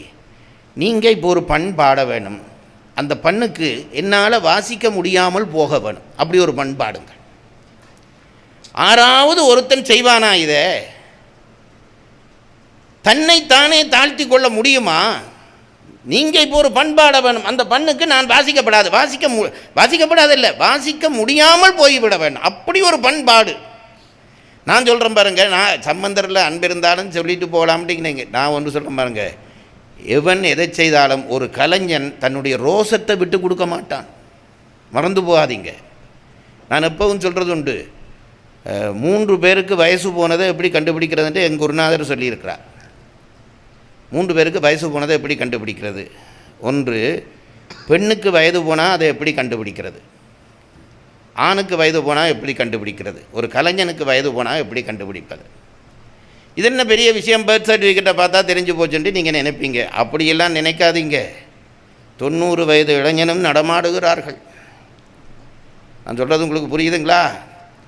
90 வயது இளைஞர்களும் நடமாடிக்கொண்டு தான் இருக்கிறார்கள். 18 வயது கிழவனும் நடமாடிக்கொண்டு தான் இருக்கிறான். ஆகவே பர்த் சர்டிஃபிகேட்டை வச்சு இதை கண்டுபிடிக்க முடியாது. எப்படி கண்டுபிடிப்பது? ஒருவனுக்கு வயது போனதை எப்படி கண்டுபிடிப்பது என்பதுக்கு எங்கள் ஐயா சொல்லுவார். ஒரு பெண்ணுக்கு வயது போனதை எப்படி கண்டுபிடிக்கலாம் என்றால், முதல்ல ஆணை சொல்கிறேனே, ஆணுக்கு வயது போனதை எப்படி கண்டுபிடிக்கலாம் என்றால், எப்போ அழகான பெண்களுக்கு மத்தியில் கூச்சம் இல்லாமல் போய் நிற்க தொடங்கிட்டானோ அப்போ அவனுக்கு வயசு போச்சுன்னு தெரிய வரும். அழகான இளம்பெண்களுக்கு மத்தியிலே கூச்சம் இல்லாமல் ஒருத்தன் போய் நின்றா அவனுக்கு வயசாச்சுன்ற அர்த்தம். அல்லது அழகான இளம்பெண்கள் இவனுக்கு பக்கத்தில் வந்து கூச்சம் இல்லாமல் நின்றால் இவனுக்கு வயசாகிட்டுன்ற அர்த்தம். இது ஆம்பளைக்கு வயசாக போன்றது சில. இப்போ பாருங்கள், இப்போ சில பிள்ளைகள் சில பையங்களுக்கு பக்கத்தில் கூச்சம் இல்லாமல் நிற்குதுகள், கிழவன்களுக்கு பக்கத்தில் போக பயப்படுதுகள். ஏன் தெரியுமோ? இவன் தான் இளைஞன், அவன் தான் கிழவன். அப்படி இருக்குது, வயதில் இல்லை, மனதில் இருக்குது. அப்போ இளம்பெண்கள் ஒருவனுக்கு பக்கத்தில் கூச்சம் இல்லாமல் கலந்து வந்து பழகத் தொடங்கிட்டால் அவனுக்கு வயசு போச்சுன்ற அர்த்தம். இதை நான் ஒத்துக்கொண்டேன், ஏன்னா எனக்கு அது நடக்குது. ஒரு பெண்ணுக்கு வயது போனதை எப்படி கண்டுபிடிக்கலாம் என்பதை எங்கள் ஐயா சொல்வார். பெண்ணுக்கு வயது போனதை எப்படி கண்டுபிடிக்கலாம் என்றால், என்றைக்கு பெண்ணுக்கு நாணம் குறைகிறதோ அன்றைக்கு அவளுக்கு வயது போய்விட்டது என்று அர்த்தம். இப்போ சேலை விலகி இருந்தால் அது இருக்கட்டும் மட்டும் இப்படியே இருப்பாள், இருந்தால் கிளவியாயிட்டார் என்று அர்த்தம். இப்போ அதெல்லாம் சொல்லப்படாது, அது வேறு விஷயம். நாணம் குறைகிற பொழுது பெண்ணுக்கு வயதானது அர்த்தம். ஒரு கலைஞனுக்கு எப்போ வயதானது தெரியுமோ? ரோசம் குறைகிற பொழுது அவனுக்கு வயசாகிட்டுன்னு அர்த்தம். ஒரு இப்போ அவரும் பேசுகிறார், நானும் பேசுகிறேன். அவர் நினைக்க வேணும் இவரை வெல்ல வேணும்ட்டு, நான் நினைக்க வேணும் இவரை வெல்ல வேணும்ட்டு. அப்படி நினைக்காட்டி நாங்கள் கலைஞர்கள் இல்லை. நான் அப்படி தான் சொல்கிறேன். ஒரு நாதஸ்வர வித்வான் 2 பேர் வாய்ச்சா இவன் நினைப்பான் அவனை விழுத்தர வாசிக்கிறனா இல்லையான்ட்டு. இவன் இல்லை, அவன் வாய்ச்சிட்டு போட்டு நான் விழுகிறேன்ட்டா இவன் கிழவனா போனான்ட்டு அர்த்தம். இப்போ பாருங்கள், ரோசம் உள்ளவர்கள், ஞானசம்பந்தர் அப்பேற்பட்ட தெய்வ குழந்தை, அவருக்கு வாசிக்கிற பிள்ளை இந்த பிள்ளை, இது சொல்லுது, ஞானசம்பந்தர்கிட்ட சொல்லுது, நான் வாசிக்க முடியாதபடி ஒரு பண்பாடுங்க. தான் தோக்கிறதுக்கு வழி சொல்லும்படி சொல்ல ஒருத்தன் சொல்லுவானா? அவன் சொன்னோன்னே ஞானசம்பந்தர் என்னத்துக்கு பாது விடு, இல்லை இப்படி கொஞ்சம் பேர் பேசுகிறது காதில் விழுது, அவன் பேசிட்டு போட்டும் விடு. இல்லை விடப்படாது, இப்படி விட்டால் நாளைக்கு அவனெல்லாம் சேர்ந்து ஒரு கட்சி தொடங்கிடுவான், விடப்படாது. ஆகவே நாம் ஒன்று செய்வோம், நீங்கள் பாடுங்க, நான் வாட்சி பார்க்குறேன், நானா முடியாமல் போகணும், அப்படி பாடுங்கன்றான். சரி நீ கேட்குற பாடுறேன் என்று ஞானசம்பந்தர் ஒரு பண்பாடினார். மாதர் மடைப்பிடி என்று அந்த பாட்டுக்கு அர்த்தம் பேர் என்று நினைக்கிறேன், தேவாரம். அது பாடினோடனே அதுக்கு அந்த பேருக்கு வாசிக்க முடியலை. அதனால் அதுக்கு இவருக்கு பெரிய வெக்கமாக போச்சு. என்னவோ கலைஞன் அல்லவா, வாசிக்க முடியாமல் போச்சு. அந்த பாட்டுக்கு யாழை எடுத்து முறிக்க போனார். இதுக்கு மேலே இந்த யாழை நானேன்னு வச்சுரு, அவனை என்னவோ உள்ளுக்கு ஒரு கலைஞன் இருந்திருப்பான் அல்லவா, நான் சொன்னதுக்காக நீங்கள் வாசிட்டீங்க, என்னால் வாசிக்க முடியலை சாமி, நான் இந்த யாழை இனி முறிச்சுட்றேன்னு முறிக்க போனார். சம்பந்தர் தடுத்தார், வச்சிருப்பா, இவனுக்காண்டி நீ ஏன் முறிக்கிற? அப்படி பாடின அந்த பண்ணுக்கு யாழ்முறி பண் என்று இன்றைக்கும் பெயர். அந்த பண்ணுக்கு யாழ்முறி பண் என்று பெயர். இதெல்லாம் நமக்கு தெரியவே தெரியாது, தெரிய வேண்டிய அவசியமே இல்லை. எங்களுக்கு மைக்கேல் ஜாக்சனை தெரிஞ்சால் போதும். அப்படித்தானே வாழ்கிறேன். நமக்கு என்னென்று சுதந்திர தினம் வரும்? நமக்கு என்ன உரிமை இருக்கிறது? இந்த திருவாசகம் தேவாரத்தை இன்னும் பத்திரமாக பாதுகாக்கவல்லவா வேண்டும்? இதையெல்லாம் யார் செய்து நமக்கு சொல்லித்தரப் போகிறார்கள்? சமுதாய வாழ்க்கைக்கு ஒவ்வொரு ஆணியும் அக்குவேறு ஆணிவராக சொல்லித்தந்தாரே. ஒரு பெரிய செட்டியார் ஞானசம்பந்தர் போகிறார், ஒரே பிள்ளை, அந்த பிள்ளை பாம்பு கடித்து செத்து போச்சு. இந்த கதையெல்லாம் உங்களுக்கு தெரிஞ்சது தான். இவர் அந்த பிள்ளையை சம்பந்தருக்கு கட்டி கொடுக்க வேணும்னு நினச்சி வச்சுருந்தார். அது செத்து போனோடனே அதை எரித்து சாம்பல் எடுத்து என்னவோ அவருக்கண்டு வச்சது அவருக்கே இருக்கட்டும் பானையில் வச்சுட்டார். ஞானசம்பந்தர் அந்த பக்கமாக வந்தார், இதை சொன்னார். உடனே ஞானசம்பந்தர் இறக்கப்பட்டார். ஐயோ அப்படியா, பானையில் இந்த எலும்பு இருக்குதான்ட்டு தேவாரம் பாடினா அது பழையபடி அழகான பெண்ணாக மாறிட்டுது. இப்போ செட்டியார் வந்து கேட்டார், சிவனேச செட்டியாரோ ஏதோ பேர், அவர் வந்து கேட்டார், இந்த பெண் உங்களுக்கு தான் வச்சுருந்தேன், நீங்கள் ஏற்றுக்கொள்ளுங்கள், அடுத்த காரில் ஏற்று, அப்படித்தானே நாங்கள் சொல்லுவோம். அவர் என்ன சொன்னார் தெரியுமா சம்பந்தர்? ஐயா, இந்த பிள்ளைக்கு நீ ஒருக்கா உயிர் கொடுத்த, அதனால் நீ அப்பன், இப்போ நான் உயிர் கொடுத்துருக்கேன், இப்போ நான் அப்பன் பிள்ளையை கட்ட முடியுமான்னு கேட்டார். தனி மனித ஒழுக்கம் என்ன என்று தெரிகிறதா? இதை படிப்பதற்காக நான் சமயம் படிக்க வேண்டாமா? கேட்கிறேன். திருமருகள் என்ற கோயிலுக்கு போகிறார். எனக்கு நேரமாகிறபடியாக நான் முடிக்கிறேன். திருமருகள் என்ற கோயிலுக்கு போகிறார். அங்கே போய் பெரிய கூட்டம், பஜனை கூட்டத்தை எல்லாரும் போயிட்டார்கள். ஒரு மடத்தில் தங்குகிறார். லேட்டாக போச்சு, திருக்கதவம் பூட்டி விட்டார்கள். பூட்டின உடனே இனி போக இயலாது கோயிலுக்கு, நாங்கள்கிட்ட யாரையாவது ஃபோன் பண்ணி கதவு திறக்க சொல்லியிருப்போம். ஞானசம்பந்தர் படுத்துட்டு அடுத்த நாள் காலையில் விடிஞ்சோடனே கோயிலுக்கு போக எல்லாரும் கூட்டமாக போக புறப்பட்டார்கள். பக்கத்து மடத்தில் இருந்து ஒரு அழுகை சத்தம் கேட்குது. நாங்கண்டா என்ன செய்திருப்போம்? இப்படி வேட்டியை பிடிச்சி இந்த பக்கமாக பார்க்காம இப்படியே கோயிலுக்கு போயிருப்போம். அதானே நாங்கள் செய்திருக்கக்கூடிய வேலை. அவ்வளோ தூரத்தில் வந்து இதையா பார்க்க முடியும் என்று நினைப்போம். ஞானசம்பந்தர் சிவனை மறந்தார். நேராக அந்த பிள்ளையிடம் போனார். அந்த மடத்துக்கு போனார். அந்த மடத்தில் ஒரு இளைஞன் செத்து கிடக்கிறான். அந்த பெண் கிடந்து கதறுகிறாள். என்ன விஷயம் என்று கேட்டால், இந்த பெண்ணினுடைய தந்தை, இந்த பெண் இவனுக்கு மைத்துனன், இந்த செத்த ஆடவனுக்கு இந்த பெண் அவனுடைய முறைப்பெண். அவன் அப்பனுக்கு 7 பெண்கள். ஒவ்வொரு பெண்ணையும் கட்ட இந்த மைத்துனன் வந்து கேட்பான். தந்தை ஏமாற்றி கொண்டே வந்தான். உனக்கு தான் என்று சொல்லி வசதிப்பட்ட மாப்பிள்ளைக்கு கொடுத்துடுறது. இந்த கடைசி பெண் பார்த்தாள். அவள் தர்ம சிந்தனை உள்ளவள். எங்கள் மைத்துனர் எங்களை அடைய ஆசைப்படுக, அப்பா ஏமாத்துறாரே, இது சரி பிழை என்று நினைச்சு யார்கிட்டையோ சொல்லி அனுப்பி அவனை வர சொல்லி அவனோட புறப்பட்டுட்டாள். அவர்கள் வருகிறார்கள், திருமருகள் என்ற கோயிலுக்கு வருகிறார்கள். திருமருகள் என்ற கோயிலுக்கு வந்தால் அந்த கோயிலிலே இருட்டி போய் விட்டது. சம்பந்தர் அடுத்த மடத்தில், இவர்கள் இந்த மடத்தில் படுக்கிறார்கள். ராத்திரி ஒரு பாம்பு வந்தது. பாம்பு வந்து இந்த வணிகனை தீண்டியது. இந்த வணிகன் இவளை தீண்டவில்லை, பாம்பு தீண்டியது. அந்த அளவு ஒழுக்கம் பேணி இருந்தார்களே, தாலி கட்டவில்லை. காலையில் எழும்பி கணவன் அவனை கூப்பிட்டு பார்த்தா செத்து கிடக்கிறான். ஐயோ நான் என்ன செய்வேன் என்று இந்த பெண் கதறி அழுகிறாள். என்ன சொல்லி அழுகிறாள் தெரியுமா? அப்பாவை கூப்பிட முடியாது, திட்டுவார், நீ சொல்லிட்டா போனேன்று. மாமன் வீட்டுக்கு போக முடியாது, என்ன கேட்டா வந்தேன் அவன் கேட்பான். அப்போ என்ன செய்வது? கடவுளை கூப்பிட்டு அழுகிறாள். சடையா எனுமாள், சரண் நீ எனுமாள், விடையா எனுமாள், வெறுவா விழுமாள், மடையார் குவளை மடரும் மருகள் உடையாய் தகுமோ இவள் உள் மெலிவே என்று அவள் அழுத உடனே அந்த அழுகையை வாங்கி ஞானசம்பந்தர் பாடி காட்டுகிறார். அதான் இந்த தேவாரம். தேவாரத்தில் அந்த பெண் அழுகிற மாதிரி அழுது காட்டுகிறார். சடையா சரண்ணி விடையா என்று இந்த பெண் அழுகிறாளே. என்னப்பா நீ பார்த்து கொண்டிருக்கிற கோயிலுக்குள்ளே? நீங்கள் ஒன்று நினைங்க, எங்கள் அடியார்கள் கடவுளை மிரட்டி இருக்கிறார்கள். போய் இந்த கொலரில் பிடிச்சி கேட்குற மாதிரி தான் கேட்டிருக்கிறார்கள். தூக்கிண்டு வா, கோயில் வாசலில் போடு. சிவபெருமானை எட்டி பார்த்தார். உனக்கு என்னடா அபிஷேகம், உனக்கு என்ன பஞ்சாரத்தி, உனக்கு என்ன மாலை, எல்லாம் இழுத்து போடு, வெளியில் வா, இங்கே பார். ஒரு அவளை பெண் உன்னை நம்பி வந்தவள், ஒழுக்கம் பேணியவள், கணவனை இழந்து கிடக்கிறாள், கதறுகிறாள். இந்த சத்தம் விழாமல் உனக்கு வேத ஒளி கேட்கிறதா? வெளியில் வா. இந்த வசனம் எல்லாம் நாம் பேசுகிற வசனம்.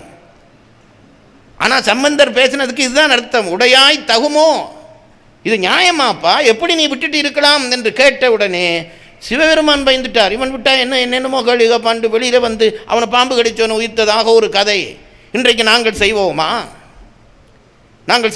கோயிலுக்கு போகிறது பக்தி என்றால் மனித குலத்தையே நாங்கள் திரும்பி பார்ப்பதில்லையே. எவன் எப்படி போனால் என்ன, செத்தால் என்ன, எனக்கு கும்பாபிஷேகம் நடக்க வேண்டும், எனக்கு அபிஷேகம், அப்படி தான் இன்றைக்கு இருக்கிறான் பக்தன். ஆகவே தான் நான் சொல்லுகிறேன், அவனுக்கு இந்த மனநிலை வரும் வரைக்கும் இந்த சமயமும் இலக்கியமும் நின்றுதான் ஆக வேண்டும். அதனால்தான் நம் பெரியவர்கள் என்ன பாடி முடித்தார்கள்?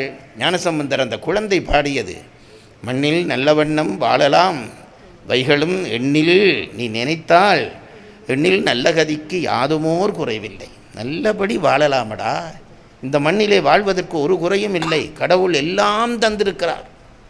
எத்தனை அழகான இயற்கை தந்திருக்கிறார், எத்தனை அழகான பறவைகளை படைத்திருக்கிறார், எத்தனை அழகான விலங்குகளை படைத்திருக்கிறார். புல்லிலேயே எத்தனை வகையான புல், தாவரங்களிலே எத்தனை வகையான தாவரங்கள், மனிதர்களிலே எத்தனை விதையான மனிதர்கள், எத்தனை பண்பாளர்கள், அறிஞர்கள், இத்தனையும் படைச்சிட்டு தானேடா உன்னை இந்த பூமிக்கு அனுப்பினார். இது கூடவா உனக்கு புரியவில்லை? இதை வச்சு கொண்டா வாழ முடியவில்லை என்று தத்தளிக்கிறாய். ஞானசம்பந்தர் சொன்னார், எண்ணில் நல்ல கதிக்கு யாதுமோர் குறைவில்லை, கண்ணினல் அகுதுரும் கழுமள வளநகர் பெண்ணினல்லாலோடும் பெருந்தகை இருந்ததே. அங்கோரால் நல்லபடி சந்தோஷமாக வாழ்ந்து காட்டுறாரா, அப்படி வாழ்டா என்று ஞானசம்பந்தர் சொன்னாரே, அந்த அடியைத்தான் உங்களுக்கு சொல்ல நினைத்தேன். நீங்கள் கேட்டது மகிழ்ச்சி, இதை வாழ்க்கையிலே கடைப்பிடுங்கள் என்று கூறி விடைபெறுகிறேன்.